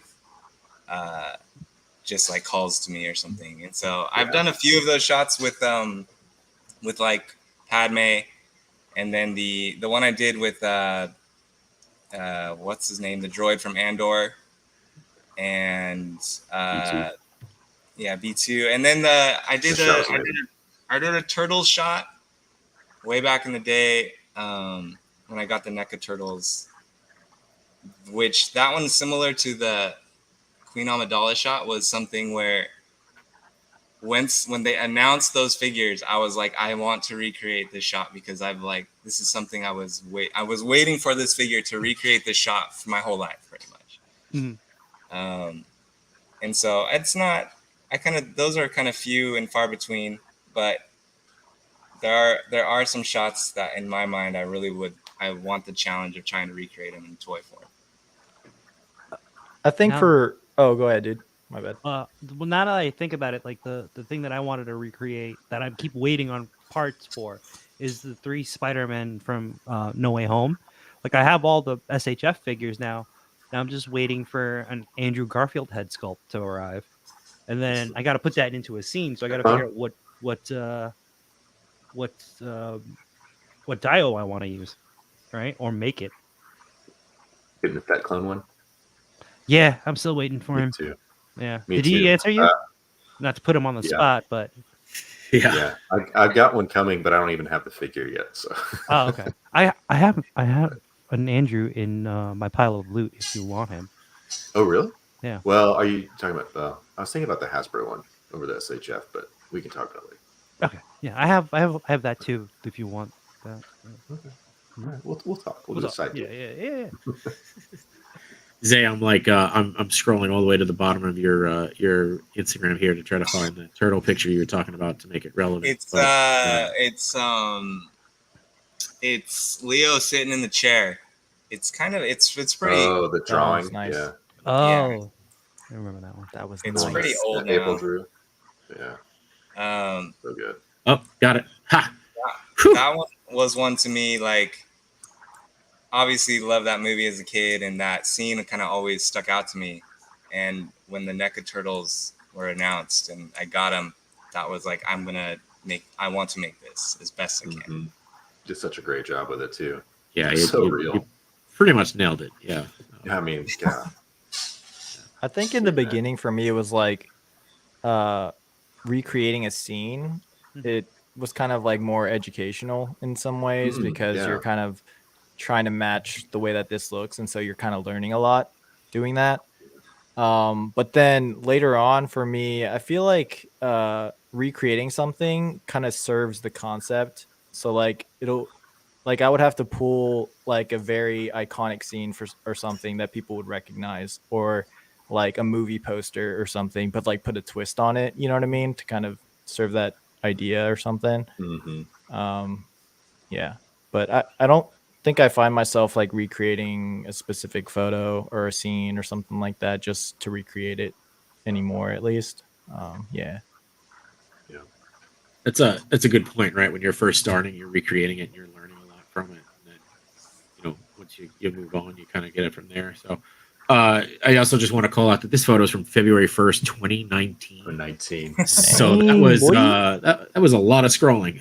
So getting 2,000 likes in 2019. I think I got a lot of likes on that one. At the time, I think I was in a little bit of a little rut or something. So, but I think maybe to Richie's point, like, to me, when it is a scene recreation, it's like a scene that is special to me, not necessarily like a scene that is famous or that people would even recognize. And I guess a lot of them are recognizable scenes anyways. So, but I don't know. I have another one in my head too that I'll do someday, but there's just certain ones when I'm watching a show or a movie, it's like almost instantly the visual hits me and I like cache it. Like, okay, I want to do that. And it's like, it just visually, I get a certain feeling from it and I want to be able to create it on my own. And so it's like when those Blade Runner 2049 figures were coming out and everybody was like, I need to shoot this very atmospheric shot with like these colors and all that. It's cool to also take shots that are very iconic that most people will recognize and then shooting it from a different angle or a different perspective, but it's still recognizable as that iconic scene, or just like changing it a little bit.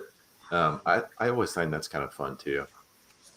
To jump on top of what Jason said is recreating something like a concept, but then plugging in different characters or putting in a different twist is a lot of fun too.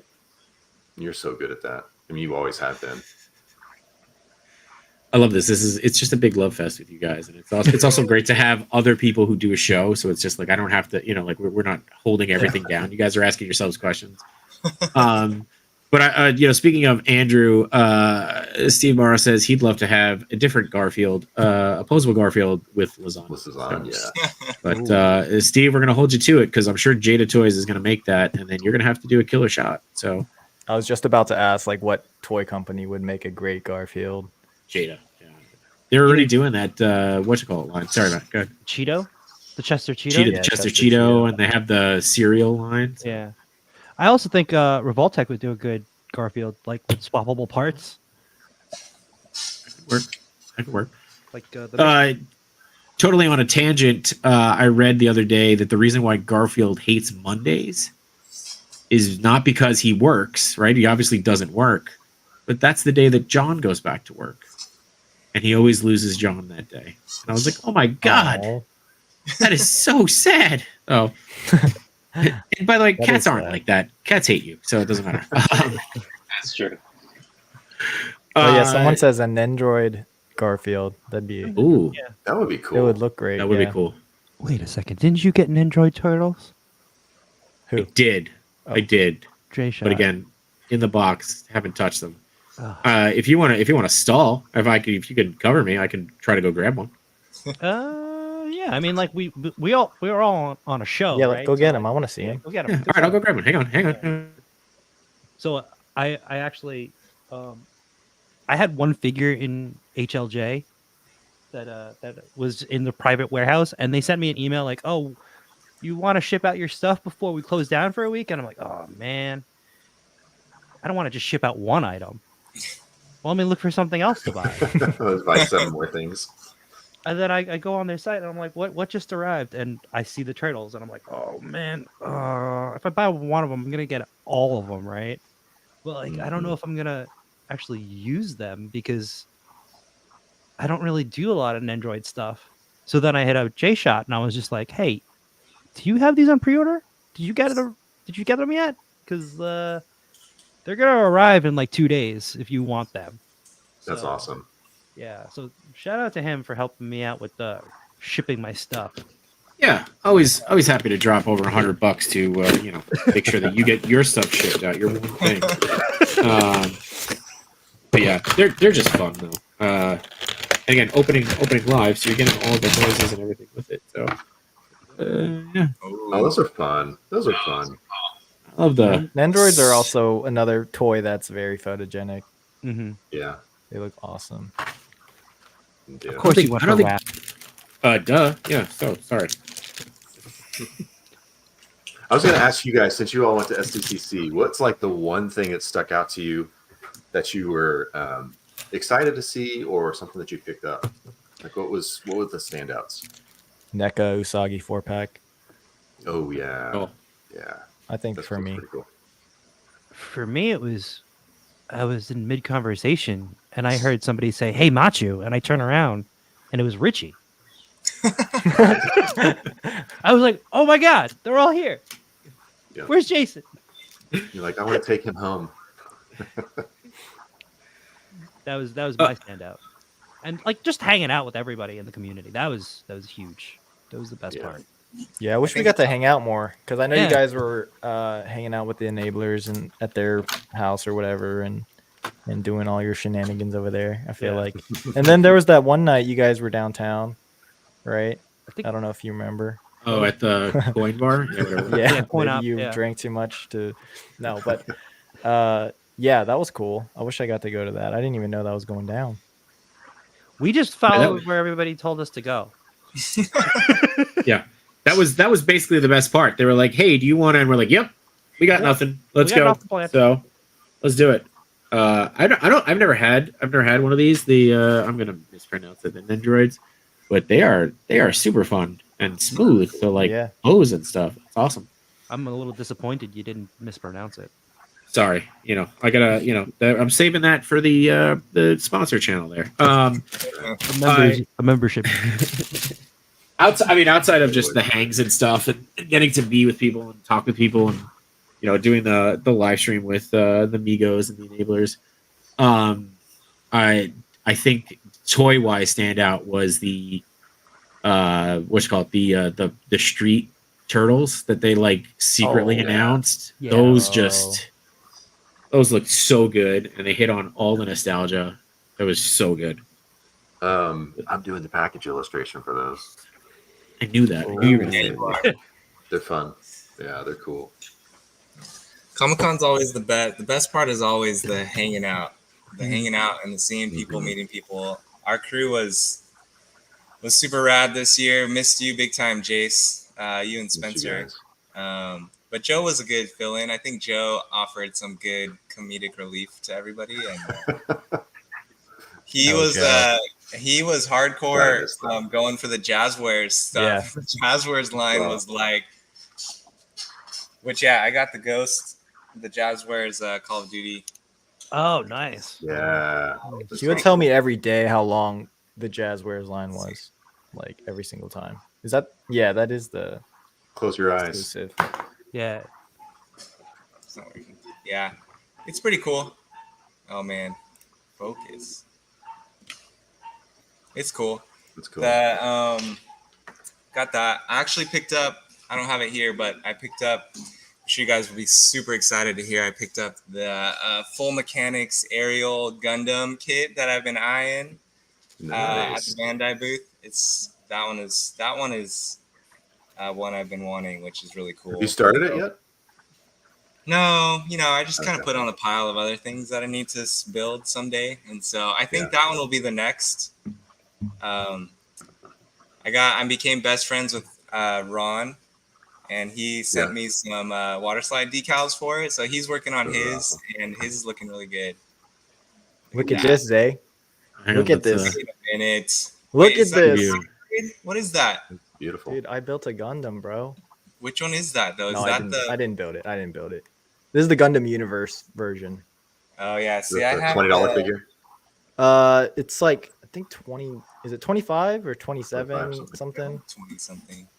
I'm not trying to build no Gundam. I'm sorry.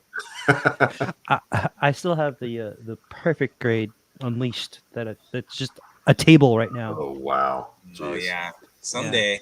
Yeah. One day Yeah. I'll build it. That looks sweet. Zay. That But figure look mine good though. looks Dude. better This for is the high grade. $25. This is the high grade. That Full Mechanics I picked up is sweet. I want to do another Gundam building competition someday, but I probably never will. You should. So, yeah. With It the, doesn't mean you have to build it. I know, but just putting it on is the hardest part. So Yeah.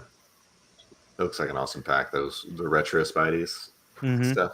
Is that a custom head sculpt? Yes, I got it from. Who did I get this one from? I got it from Black Symbiote. Nice. Yeah. Awesome. The Hey, dudes, I gotta bounce. I gotta. All right, I dudes. gotta Hey, man. bounce. No worries, Thanks dude. for having Appreciate me. it. Some stop Thank motion you. action. That's right. Yeah, man. Thank you just for coming on and hanging out with us. Really appreciate it, dude. No, And I'm gonna scroll through and find something for you to animate next. I'll be sending it out. Don't you worry. guys. Awesome. Thank you. D-Jax. invite me when Jax. you go to the rocks, bro. What? Invite me when you go to the rocks. We'll do. Watch out for rattlesnakes, dude. Watch out for snakes. Right. All right, y'all. D-Jax. Yeah. Appreciate you. So we got a couple of things that we want to do right now. So Steve with the $2 super chat tonight sponsors. The chat is the sponsor. Appreciate that, and appreciate all of you. And I think Machu, we want to give back to everybody who's Ooh. kind of shared with us. So and want to definitely give people enough time to join in all the fun on this. So we're gonna do a little surprise giveaway here. Yeah. Exciting. So basically, everybody that's been super chatting, I turned that around and ordered a set of pins. Are you going to give away Okay. four Ninjandroids? No, No. nope. Oh damn, that would have. We're not that generous. Yeah. You can have my turtles when you pry them from my dead cold hands. So So yeah, we'll give away the set of 4 pins, Wow. right? Dude, that's to generous. yeah. one of the Wow. viewers. Do we limit it to US only? Yeah, please. That'd be smart Yeah. Please. Yeah, please. from experience. From experience, how much experience do we have for? Yeah. How much Yeah, was so- it, you mean? Yeah, so the old challenge here is in the giveaway tool. What do we want to do as the hashtag? Do Fig 5? Yeah, Figment 5 or Ultimates or whatever. Let's do Fig No. 5. Oh Wazo Quest. no, I was thinking that, and I was like, it's gonna be too hard for people to spell. So That's we'll true. we'll stick And with say, right? we'll stick with Figment 5. All words are hard. All words are hard. It's the Wazo Quest. And but yeah, so hashtag Figment 5, and we'll keep that going for a little bit. Dude, A that's part awesome. of while we were going through everybody's stuff and seeing like how much care and work that you guys put into all your shots, and each of you too, dio builders in your own right. We've actually got a very special guest who is going to jump in here with us right now. A dio builder who has just put out some incredible stuff. 78 points of articulation. Welcome, Hey. man. Welcome. What up, dude? What's up? What's up? Oh, you're muted. My There it bad. is. we go. There it is. Morning, guys. Hey. Morning. over here. That's right. It is what is it, Thursday morning by you? It's Thursday morning. Yeah, it's our Independence Day holiday here. Oh, All the way out in congratulations. Indonesia. Yeah, I'm not Indonesian, but hey. Tell us about the future. Yeah, what's happening? It's sunny. Nice. Good. Love it. Oh, yeah, man. I mean, your work obviously is incredible. I finally got my first piece of the Mirage style turtle alleyway. I don't know what you want to call it, buildings, which I haven't shot yet. So good. So Call I it haven't Mirage shot. City. I'm Mirage City. Love that. That works better. Just, yeah. Oh, And homage. The detail's beautiful. Johnny's Details. recent shot with that was like so good. Oh man, so good, oh, so good. bring it up How here. many sets did you end up doing? I'm trying to remember. I think it was about 28. Dude, that's crazy. Wow. So we've got That's a lot of work. 14 out. Batch 1 was 14. Got those out. Yeah, batch 2 is being worked on right now. Oh. Sorry, Man, I'm trying to control it with my phone. Yeah, man. man, The craftsmanship detail. is beautiful. All right, dude. Yeah, and even like down to the accessories and what you included in the package, and just I know that these guys will appreciate it too, right? Like there's a checklist in there and like a piece of paper that's like, hey, here's everything you got, like down to even designing that to make it feel part of the dio.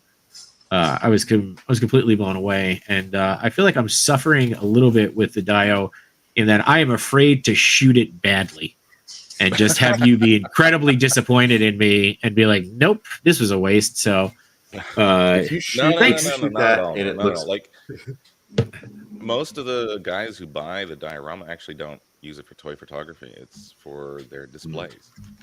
So I didn't really push the idea this time because it didn't seem to be relevant so much. But they're all the size of a detail shelf, Yeah.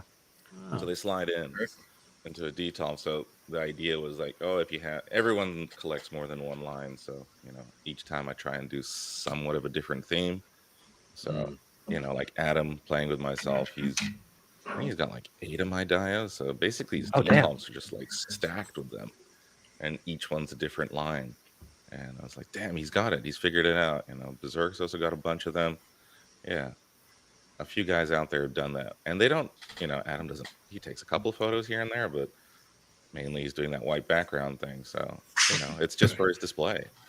So that was the idea. So don't feel bad, man. Don't feel bad. all right. I mean, like, Steve's Johnny's photo the other day, like, I'm also like, oh, man, that was so good. I didn't even think of that, That's what Johnny's really good at reminding me. You don't have to overthink this or get complicated. Like that was just Yeah, but he just did a really he so took good. out the manhole and then the wall on the left, which doesn't have to be on the left, but he opened the door so the light came through Right, the came through. door and got the manhole. I was like, God damn, that's smart. Yeah. I don't think you So could good. take a bad shot of that dio. Hello. Looks amazing. Yeah, it's impressive. But I kind of wanted to talk through this too, right? Like, Zay, we saw, some of the work that you've done with your shots, Richie going through the shots that you did with the detail and care that you put into each of them. And then Jason, you carving the mountain for the Indiana Jones shot, like, and kind of tossing it. Like, That was oh my God, no. incredible. But yeah, kind of tossing this out to everybody. Like, again, do you look at it for when you want to create that? And Zay, I know that you said that like this was a shot that you had in your head. Do you start almost like, okay, this is what I need to get, or this is what I need to create because it's not available? Is it just like I've got to make that, or is it more of a how do I plus this shot up? Let me add this piece to it. Just talking through the process a little bit.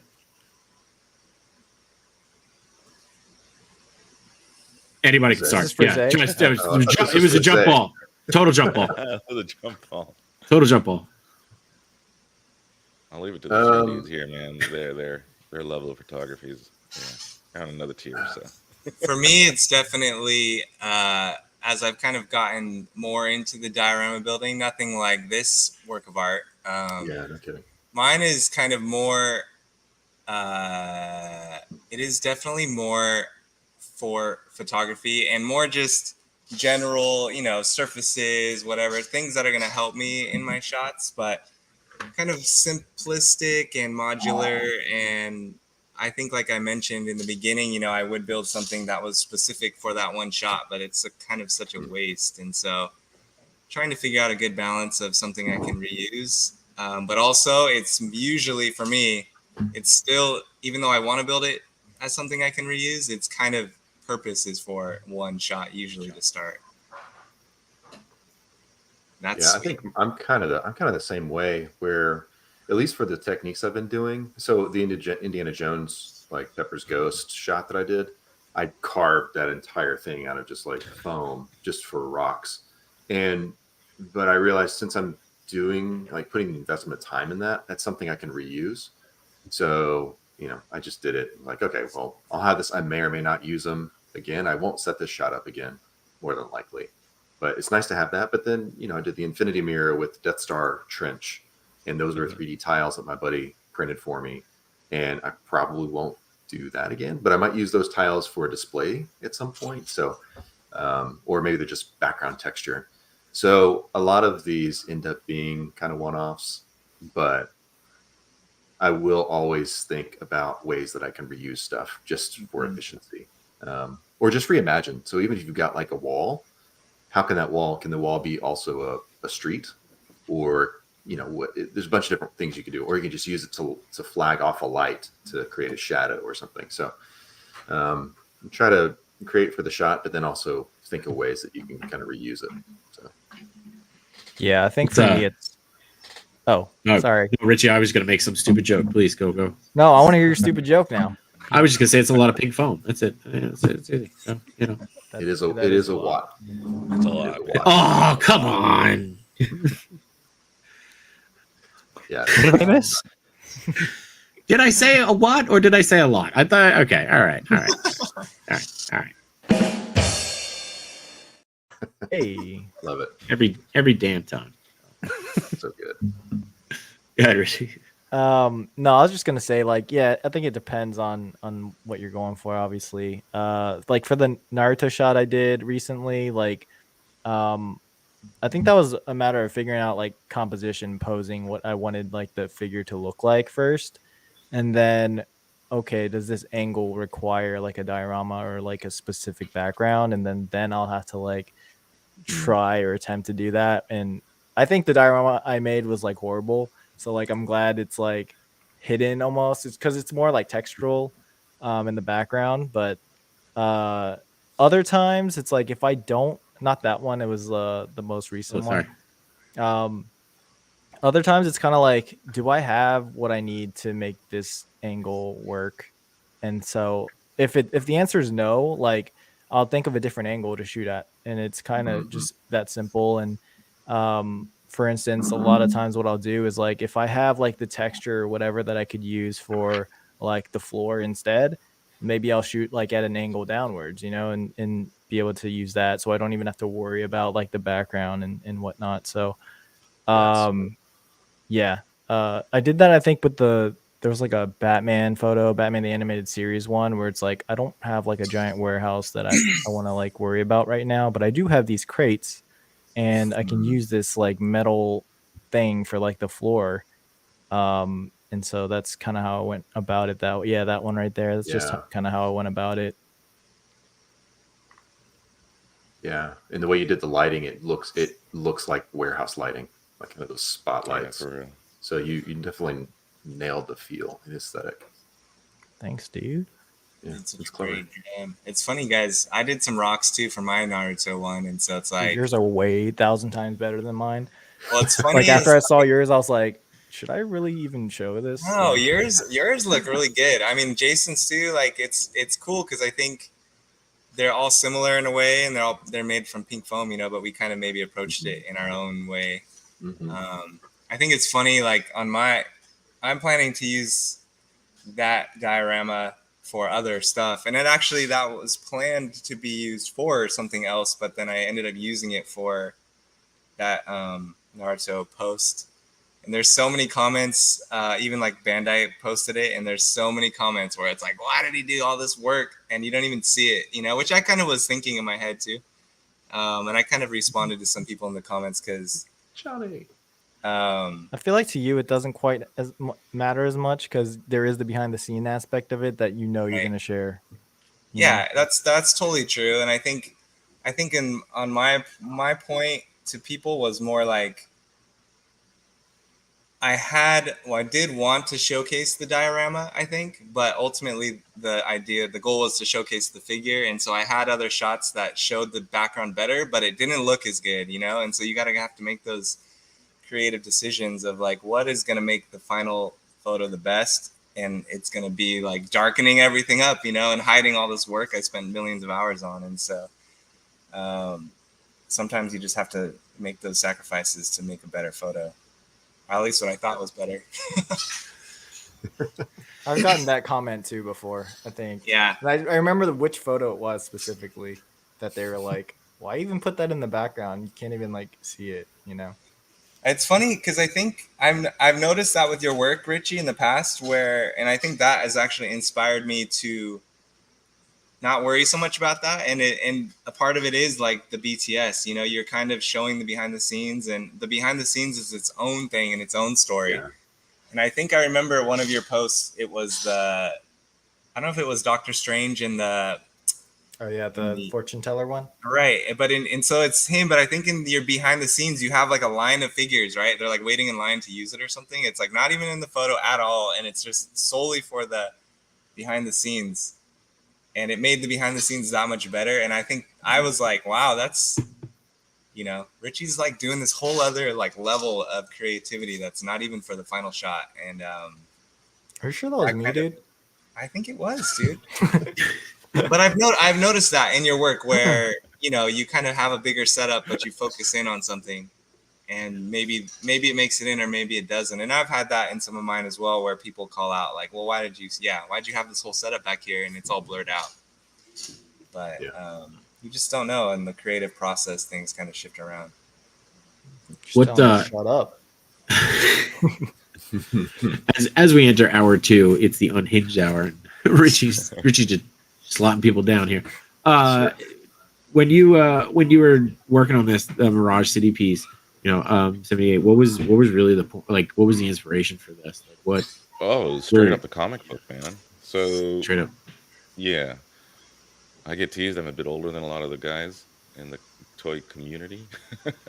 So I was picking up the original Mirage Studios from the comic store when it was coming out, the black and whites, and I was young, I was a kid, but that really hit hard, and I fell in love with the Mirage Turtles, and the black and white, Eastman and Laird's. It was very much an underground book, and there was a lot of underground books back then that the big two weren't getting anywhere near in terms of like the grime, the grittiness, and things like that.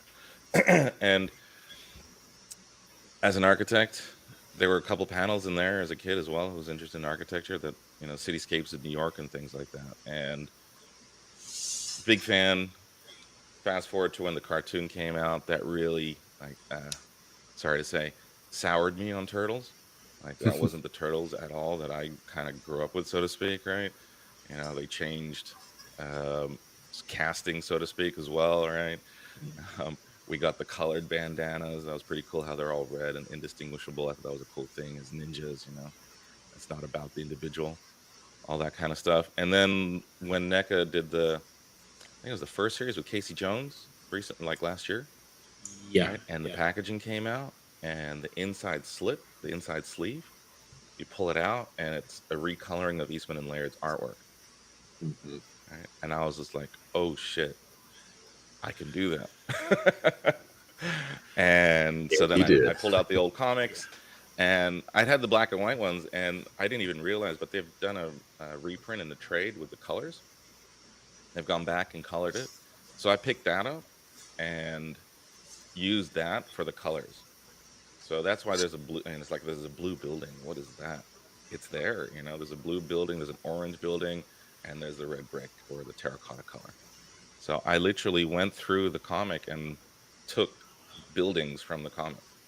So that first one, the orange one, is very easy. You can see it's in the NECA packaging. The blue one's next to the orange building because I thought that was the blue just being so unusual. The fire stairs from the NECA packaging, which is, of course, a panel from the comic. And then the kind of warehouse one on the left there, that's from another scene or another panel at the end of issue 1, where they've just had their fight and they're walking out. And then even like the fence pieces that I put in there, that's based on a panel as well. I took that and okay, the angles of the wood planks and things like that are taken from there as well. So I got some, if you want to, how do I do this? I can share. I was going to also say your presentation. He just he was about to share and then just removed himself. I was going to tell him come back. I was going to tell him just how beautiful the presentation of on Instagram. Yeah. Just the presentation of his work also helps sell the overall quality. Yeah. And you're back. Yeah, no, he definitely, the way it was released too, it was almost an instant for me. Just real quick before we share this, I just want to remind everybody who's jumping in or jumping in late, use the hashtag Figment5. We're going to do a giveaway of a full set of the alternate pins that's amazing. These guys have created, and we've talked about earlier on the stream. So, Louis, let's see if we can do this without me screwing it up. Hey, look at that! There it is. Oh, there it is. Yeah. Yes. So the packaging from the NECA product is on the right. The one on the left is from the recoloring of the original black and white. So that's you can see the orange building there, right? Mm-hmm. Yeah. You can see the blue building with the fire stair. Mm-hmm. That's so cool, And man. then here's the panel at the end where you can see the kind of like the abandoned building with the rafters on the window and things like that. Yeah. That's the building on the left. And then panel on the right, that fence piece there that's kind of angled. Oh. That's one of your fence pieces. So, just to break it down more. And the different options that you have. Makes me want to buy more sets of this so that way I can make full buildings, right? Well, this does integrate with the rooftop that I did before this. Right. So We the gotta rooftop does sit on top of this. Now, of course, they don't match aesthetically, so I'm gonna try and do something for this for the Mirage City in the future. Awesome. Might we see this in black and white? Yeah. So a guy hit me up, and I was thinking about that, because NECA's done, the artist proofs for the black and whites, the original versions. So I was thinking about just for myself trying one out, seeing what it looks like first. And it's gonna be nice. And I usually photos. Yeah, it'll be cool for photos and things like that because you can throw color light on there and that creates your color if you want. Yep. Right. That's awesome. Yeah, it also has an aesthetic or as a technique. If your figures are colored, the background's black and white, it also creates something different there. And I can make it pop out. But I haven't. I'll get the batches done, get it all out, and then take a breather. This one's killing me. Yeah, because there's a whole bunch of accessories, as Jay mentioned. So the street light, I redid the street light in SketchUp to follow that exact street light, and it didn't fit. And I ordered, initially I ordered the LED for the light, and I got the dimensions and things, and I was like, okay, it'll fit in there. I got the cable sorted out, and then the seller was like, oh, we're out of stock. I'm like, what? It's been 2 months. You tell me now? And they're like, oh yeah, pandemic, blah blah blah. And I'm like, okay. So I had to redesign the head of the street light for a new light, which is very frustrating. So that got me really annoyed. Things with a 3D printer, like the pizza. I made a pizza with a pizza box using an artist who did some of the covers from the Mirage or IDW run. The pizza itself, designed it in SketchUp because I'm an architect, so I use SketchUp. Designed it in SketchUp, took it to the 3D printer, printed it out, and it came out really kind of flat, so to speak, not enough depth. And then when we did the recasting, it got even flatter. So having to redo that multiple Oh, man. times. Mm. Yeah, it was a lot of more, how do you say, extra work that I'm not used to doing because of the 3D printing stuff for the accessories. And that kind of, it didn't break me, but it's just like, oh man, I need a break after this one. So I'm gonna take a You little deserve break it. and then You deserve it. because we're A trying to get. couple. Oh, sorry. No, go. No, it's about a dozen per month. You know, and like we try and get out. Wow. Like, get It stuff. it is crazy that you do this, mostly by hand at this point. It's just nuts that you're able to. Yeah, the diorama You're- itself, yeah, it's all handmade. You guys are showing off your pink foam, and I say showing off because we can't get that stuff over here. Like our foam here it's basically insulation panels. Yeah. All right, and Isn't that what the using, foam like, here is? Yeah, it's basically what it Or is is it too. similar? Yeah, okay, all right, Yeah. and then we use like different grades of cardboard for Wow. the rigidity of the foam. So you'll notice, like, yeah. Oh. Look at that. Look at that. He's got the smoke going. Yeah, we're probably Machu- not going to Machu's see. playtime. Yeah, I was gonna say we're probably not going to see Machu for the rest of the stream. Yeah. But yeah, I mean, again, the detail that you put into this, and I love that you included the warehouse, which, by the way, at the end of the first comic, we're knowing that the turtles were so underground. They killed Shredder at the end of the first comic, Yeah, man, and they then I just remember toss them toss them, and then they tell the story on how quickly they had to try to figure out how to make a second issue. Yeah, that's right.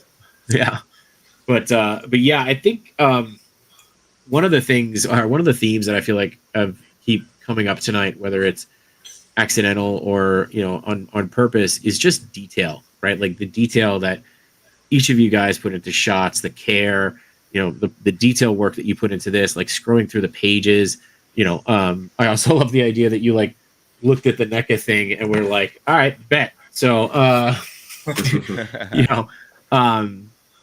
what I'm trying to think of how to phrase this, but like, what drives you guys to get that into it, to be that meaningful with everything, or to be that careful with stuff? And also, does it ever frustrate the hell out of you because you're like, I just want to get this out, I don't want to worry about it, but I know I need to spend another 20 minutes to make sure the pizza box is turned the right way? I fucked up on the pizza boxes. Oh. Because I was like, I got the template, and you get the template, I'm like, all right, I'm cutting it out, and I cut the wrong like spots. And so I had to fold it, and I was Like the tabs. yeah. I was like, oh fuck, and I'd print it out, 20 of them. Do it again. Yeah. Man, for me, it's did like, they even use that? Are they even gonna open it? Yes. yeah. It's not the point, honey. For me, like, I think you all are probably like this too, but I love the details and I can obsess over them. But that's what really, I get lost in, just making those little, like, like the pizza boxes, or like the little props, and doing them by hand, or 3D printing something and incorporating that.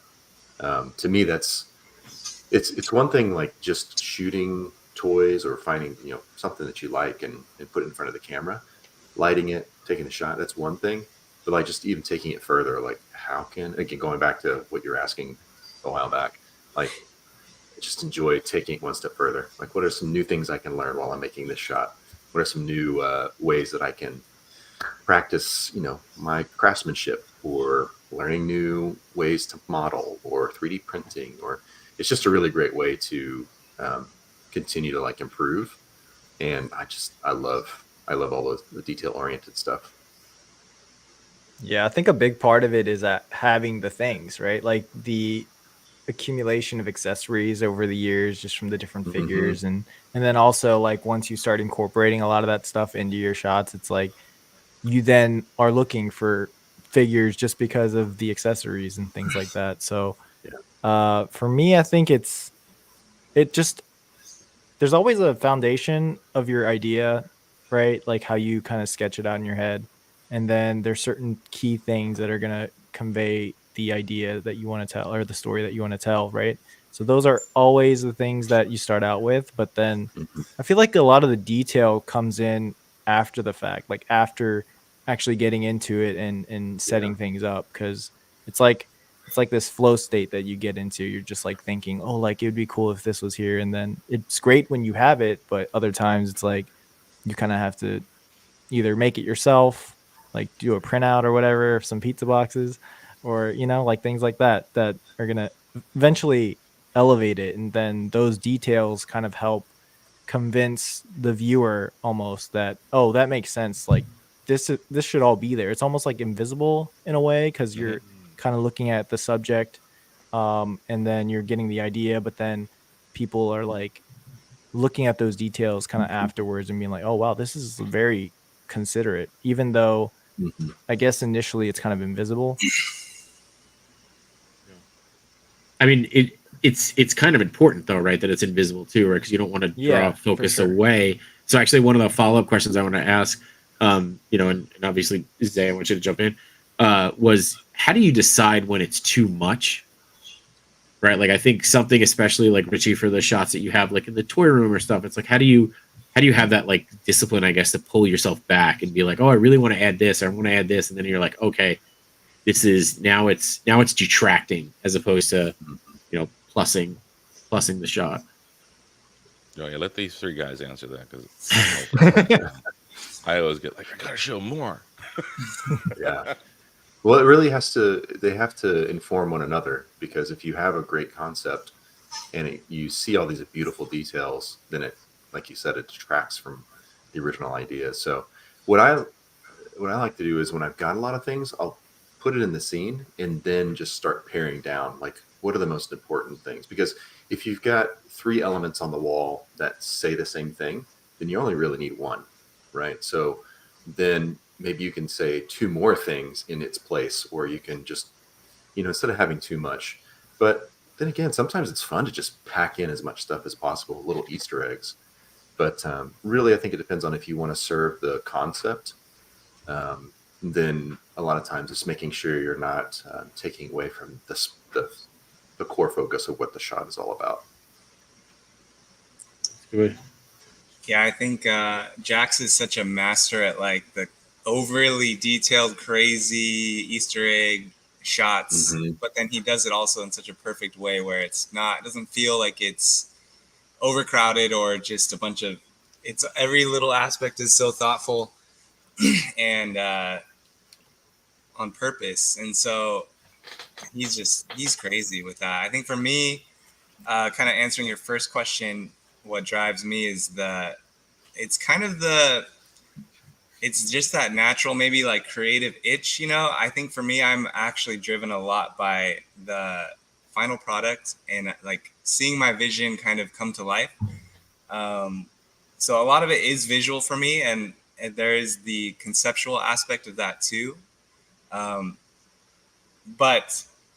I get a lot of motivation from having my vision like come to life. And so, for instance, I don't know, I can kind of get lost in some tedious things. I really enjoy like water slide decals on a model. You know, I think I have one right here has like 250 water slide decals.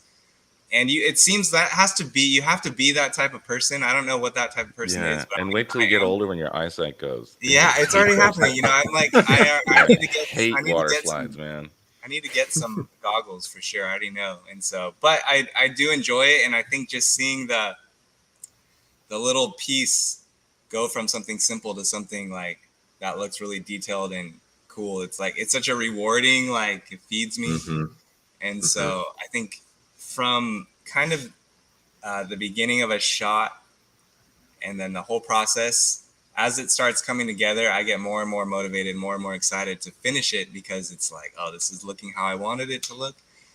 And then, yeah, the distraction thing, I think just looking, for me, a lot of that happens in the edit kind of where, and then through the process where if something, you just have to constantly like reevaluate what's going on. And if this one thing is causing a distraction or taking away from the original idea, then it's like, it's gone. And so that's kind of similar to that, what I was talking about earlier with my Naruto shot, where the background was just causing a distraction more. It wasn't helping. It was just making it look like a toy photo. And so I just took that away and brought it back to what the original idea was. So. That's how I I think a feel. lot of it comes down to like I mean- curation of the shot too, right? Yeah. Jax, like Yes. you were saying, Jax was really good at curating like all those Yeah. little moments. Totally. Sorry, Jay. No, I was just gonna say like having that ability to rein yourself in too, right? And just pull back out and get to that point. I Yeah, think a so. quick question for the guys: when you're Yeah, setting shoot. up your shot with you're talking about details and remembering the concept. How much are you aware of how much you're going to crop? That's Because a it's kind of question. dovetailing to what Jay was saying, like about taking out things and setting up your shot. When you take a shot, do you take it a bit wider so you have the room in editing to crop, rotate, so there's enough of the background so you don't lose it, or you're not doing backspace shift? That's Yeah. a good question, because I'm always trying to do a little bit more so that I do have that room. I've You got do, the right? leverage. So another thing, if you're using like sometimes you don't have the ability to that. So if you've got a printout of a background, or you're doing digiRama where the background actually has hard edges, sometimes you have to figure out how you're going to frame it so you are able to see that, or realize, okay, that's going out of the frame, or I can see the edges, but I'm going to crop to that point anyway. But yeah, I'm always trying to just make sure I've got more coverage, because I hate earlier on when I was shooting, sometimes I wouldn't give myself enough. So it ended up being, I decided I wanted to like do a Dutch angle on it. So that just made the crop even tighter. So yeah. That you gave me that feedback once, and it has stuck with me. You were just like, I showed you a shot, and you're like, oh, I wish I could see more of it. And I was like, oh, damn it. Okay. Yeah, oh, right. That's right. Yeah. Oh, yeah, the things that stick for sure. Yeah, Richie, did you want to jump in or? Yeah, I mean, I think like piggybacking off of what Jason said, like to answer your question, just I think scale of the figure matters, obviously, depending on, you can get wider obviously with something smaller, but then a lot of times I will try to get as much room as possible. It's just, again, like I feel like I run into that situation when I don't have, or like when I'm using my TV for the digiRama kind of thing, and then I can't like go further back, especially like using a macro like lens and all that. So I'm even limited by the space that I'm in as well. So what was the first part of your question, Jay Sean? My bad. Or how we about jumped off of it? Kind of scaling back on all the accessories. Yeah. Oh, Yeah. Discipline with the accessories.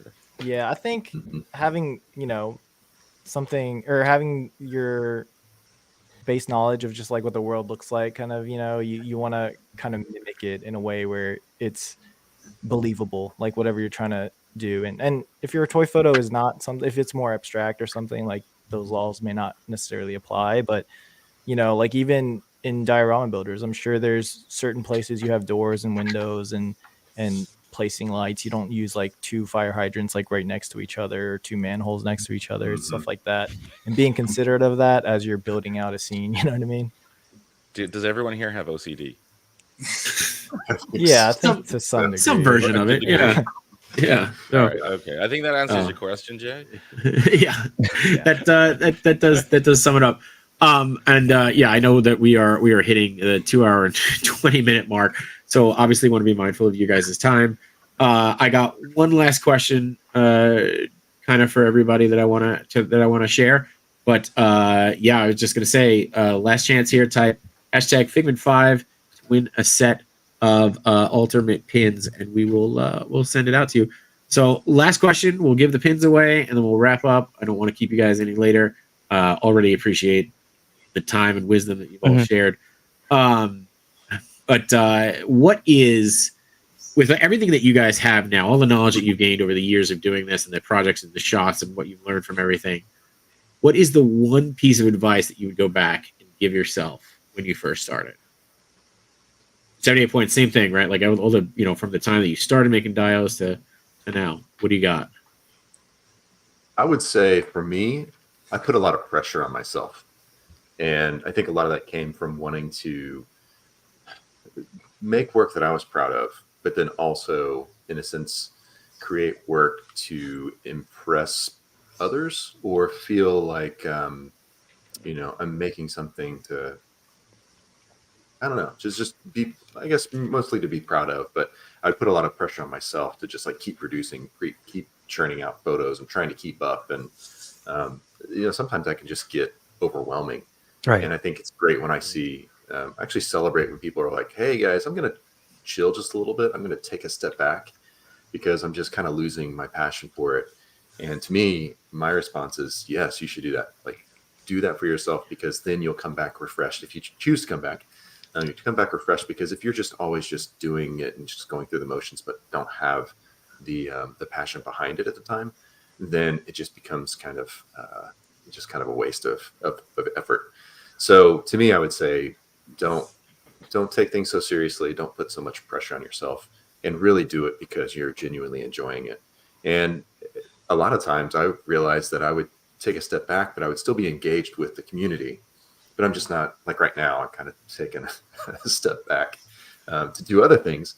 But just having that constant with the communication with all our friends and buddies and you guys. And that's what keeps me excited about it. And I get inspired by others too. And it just brings them back. So it's kind of like cyclical. So Right. just don't feel like you've got to post something every day, or people are waiting. Like, okay, when is Zay going to post? When is Richie going to post? I'm waiting.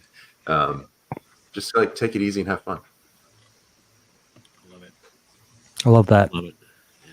Yeah, I think maybe kind of just picking back off what Jason's saying. It's pretty much the same mentality. I think it's have fun, and it's I don't know if I totally did this so much, but for sure I think we all kind of get into chasing the likes a little bit, and like maybe the prestige and the fame, and I think, not that you can really be famous doing this, but from what I've learned, I would say it's the best. And I have always thought this, but I think it's just been reinforced over the years that the best thing to come out of this has been like the friendship with these guys, the connections made with just people all over the world. And so I would say chase that, like chase relationship, chase friendship, chase the community aspect of this whole thing. And, we all kind of we love toys, we love Star Wars, we love all these things.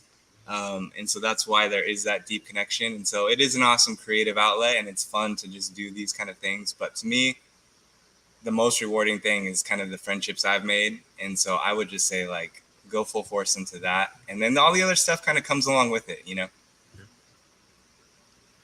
Surround yourself with the good people, and they'll push you to be better. Right? Hell yes. Yeah. And opportunities will come. But yeah, that's great. I love that. I think for me, it's I guess I would tell myself to continue, like, just to be more consistent, because right now I'm not being consistent at all. Like, I think having that self-discipline got me pretty far. And so it's not necessarily that like, oh, you just need to put something out just because, but it's kind of just getting in there even if you don't necessarily want to. And I feel like it'll get you in the habit of like pushing you over those type of moments too. Mm-hmm. Just because you don't have an idea or something, it doesn't, like, I feel like you can still start and like get something out of it. Like, you'll still learn something, or, it's not as like that hill to jump over to get to that next photo is not as big as you think, kind of thing. Yeah, I think that's what I would say. I like that too. Yeah. Shooting raw. Yeah, for real. Numero uno. Love that one. For real. Oh, for me, Yeah, man. dovetailing off everybody, and everybody said it. Have fun. Don't take yourself too seriously. If it is start getting too much like of a burden or something like that, yeah, you got to step back. You got to pull out. Mm-hmm. To myself, if I was talking specifically to myself, also don't be afraid. Like, Oh yeah, yeah. You know what That's I a mean? good one. Like, Yeah. just go for it. Just try it out. Like, I didn't get into this to make dioramas. The diorama building was because of the toy photography and messing around with toy photography and going, okay, located out here, seeing guys in the States making stuff and like hitting them up and going, how much would it cost to get that sent to me? with international shipping, you're just like, yeah, okay, that's $1,000. Maybe not. What can I do here? And then, I had a light bulb moment, but it was kind of stupid as well. I'm an architect. We make models. I was like, oh shit, yeah, make it yourself. Yeah. Pandemic, blah, blah, blah, extra time, started making stuff. And I was very, very, what's the word? I had a lack of confidence in selling my product at the beginning. Like, no one's gonna want this shit. I was like, oh wow, people liked it. Okay. And just kept going from there. And yeah. So don't be afraid. That would be like to give something else. Don't be afraid. Try it out and have fun while you're doing that. Experiment, keep trying. And things kind of, if you keep going with that positive attitude, things will unlock. I think all the photographers with lighting, for example, there's probably one photo or a few photos where oh shit, that clicked. I got it. It's kind of unlocks, right? And then you got this new setup, and you can keep going, and then you'll push yourself on another one. And there's that one photo that that's the one that kind of unlocked that next level. So, you got to keep going. Got to keep pushing yourself. Yeah, that's good stuff. You guys went really deep and meaningful. I was going to be like, hey, the figures fall down. Don't get discouraged. That's the setup's going to fall. It's okay. Jason gave that. So, Jason started it for sure. Yeah. That's good. Hey, it's a lot of serious advice, right? We get caught up in it. Sometimes too, you put out a really good shot and then you stall because you're like, oh man, this next shot's got to be as good as that last one. You get kind of caught up in yourself there. So Sure. So You never know where the path takes you to, right? We didn't even think we'd be streaming on YouTube talking to other people when we first started. Let alone having people watch my so but all right, so you're like the Dio guy too now. So all right, last chance, #Figment5. We're gonna give this stuff away and let these guys go. We've been holding them hostage for way too long. This is always the scary part where I've got to figure out. Oh, here it is. Okay, which screen I gotta share. So hang on, gotta go back international. Hopefully it's international. I got a shipping warehouse in the States, so it's all perfect. Nice. All right. I don't know. Is Head Rock in? Do we have to worry about this being a rig away? Hopefully. But here we go. All right. 6 people. We'll figure it out. Jack's gonna win. All right. This is great.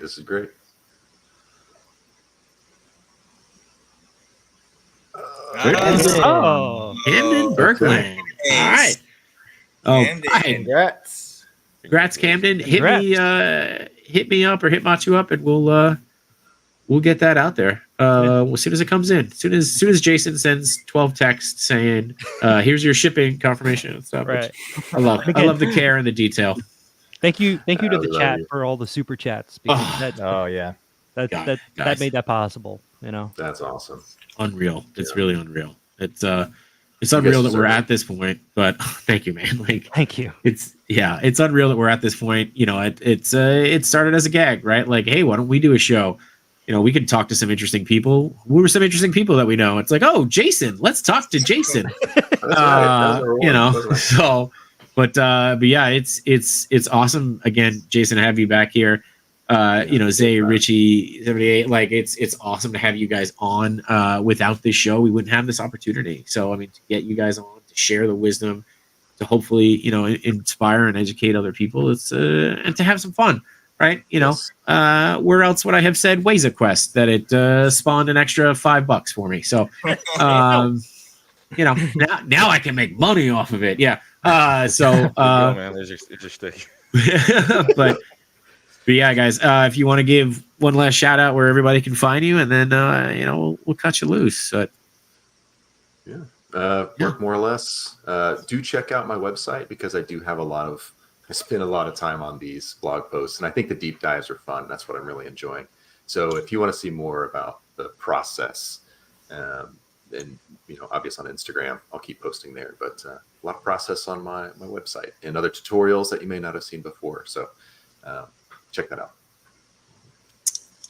BlkSrs and the Figment 5 channel. Thanks everyone for the support. And yeah, definitely check out Jason's website because it puts a lot of time and effort into it. It's beautiful and it deserves to be seen. Yeah, thank you guys for the opportunity to get on here with us, asking awesome questions, having awesome conversation and all that. You can find me at NoseRain, and the Figment 5. So cool. And then real quick for the other Figment, the rest of us. Oh, sorry. No, you go ahead, man. No. I was just going to say with Figment 5, also Jack's Plastic Action, and then Spencer's Swip Picks. Sorry. Swip Picks, yep. All the links are in the description. Yeah. So it makes the 5 make sense. There's only 4. My bad. 78 points of articulation on IG. And I'll make sure to mention this. You guys have a live stream tomorrow at 10 o'clock Eastern, in case you guys forgot about it. It's just you have to suffer through another one tomorrow. But we guys are on the Figment 5 YouTube channel going through the Lego piece. So again, thank you all so much. Thank you to everybody. The super chat's unbelievable chat. Thank you for all the support through all 37 episodes. It is also, Jason, it's fitting that you're here, seeing that this is going to be my last show. Pause for effect. In my 30s. So that's coming up this weekend. Had to sneak that in there. So again, thank you guys so much, and see you next week. All right. See you guys. Thanks everybody. Thanks guys. Thanks everybody. Y'all. Thanks again. Thank you. Peace. Jay, you gonna cue me or what? Oh, sorry. I'm sitting here like, why isn't he? Yeah, roll ahead. Roll the outro. Roll the outro.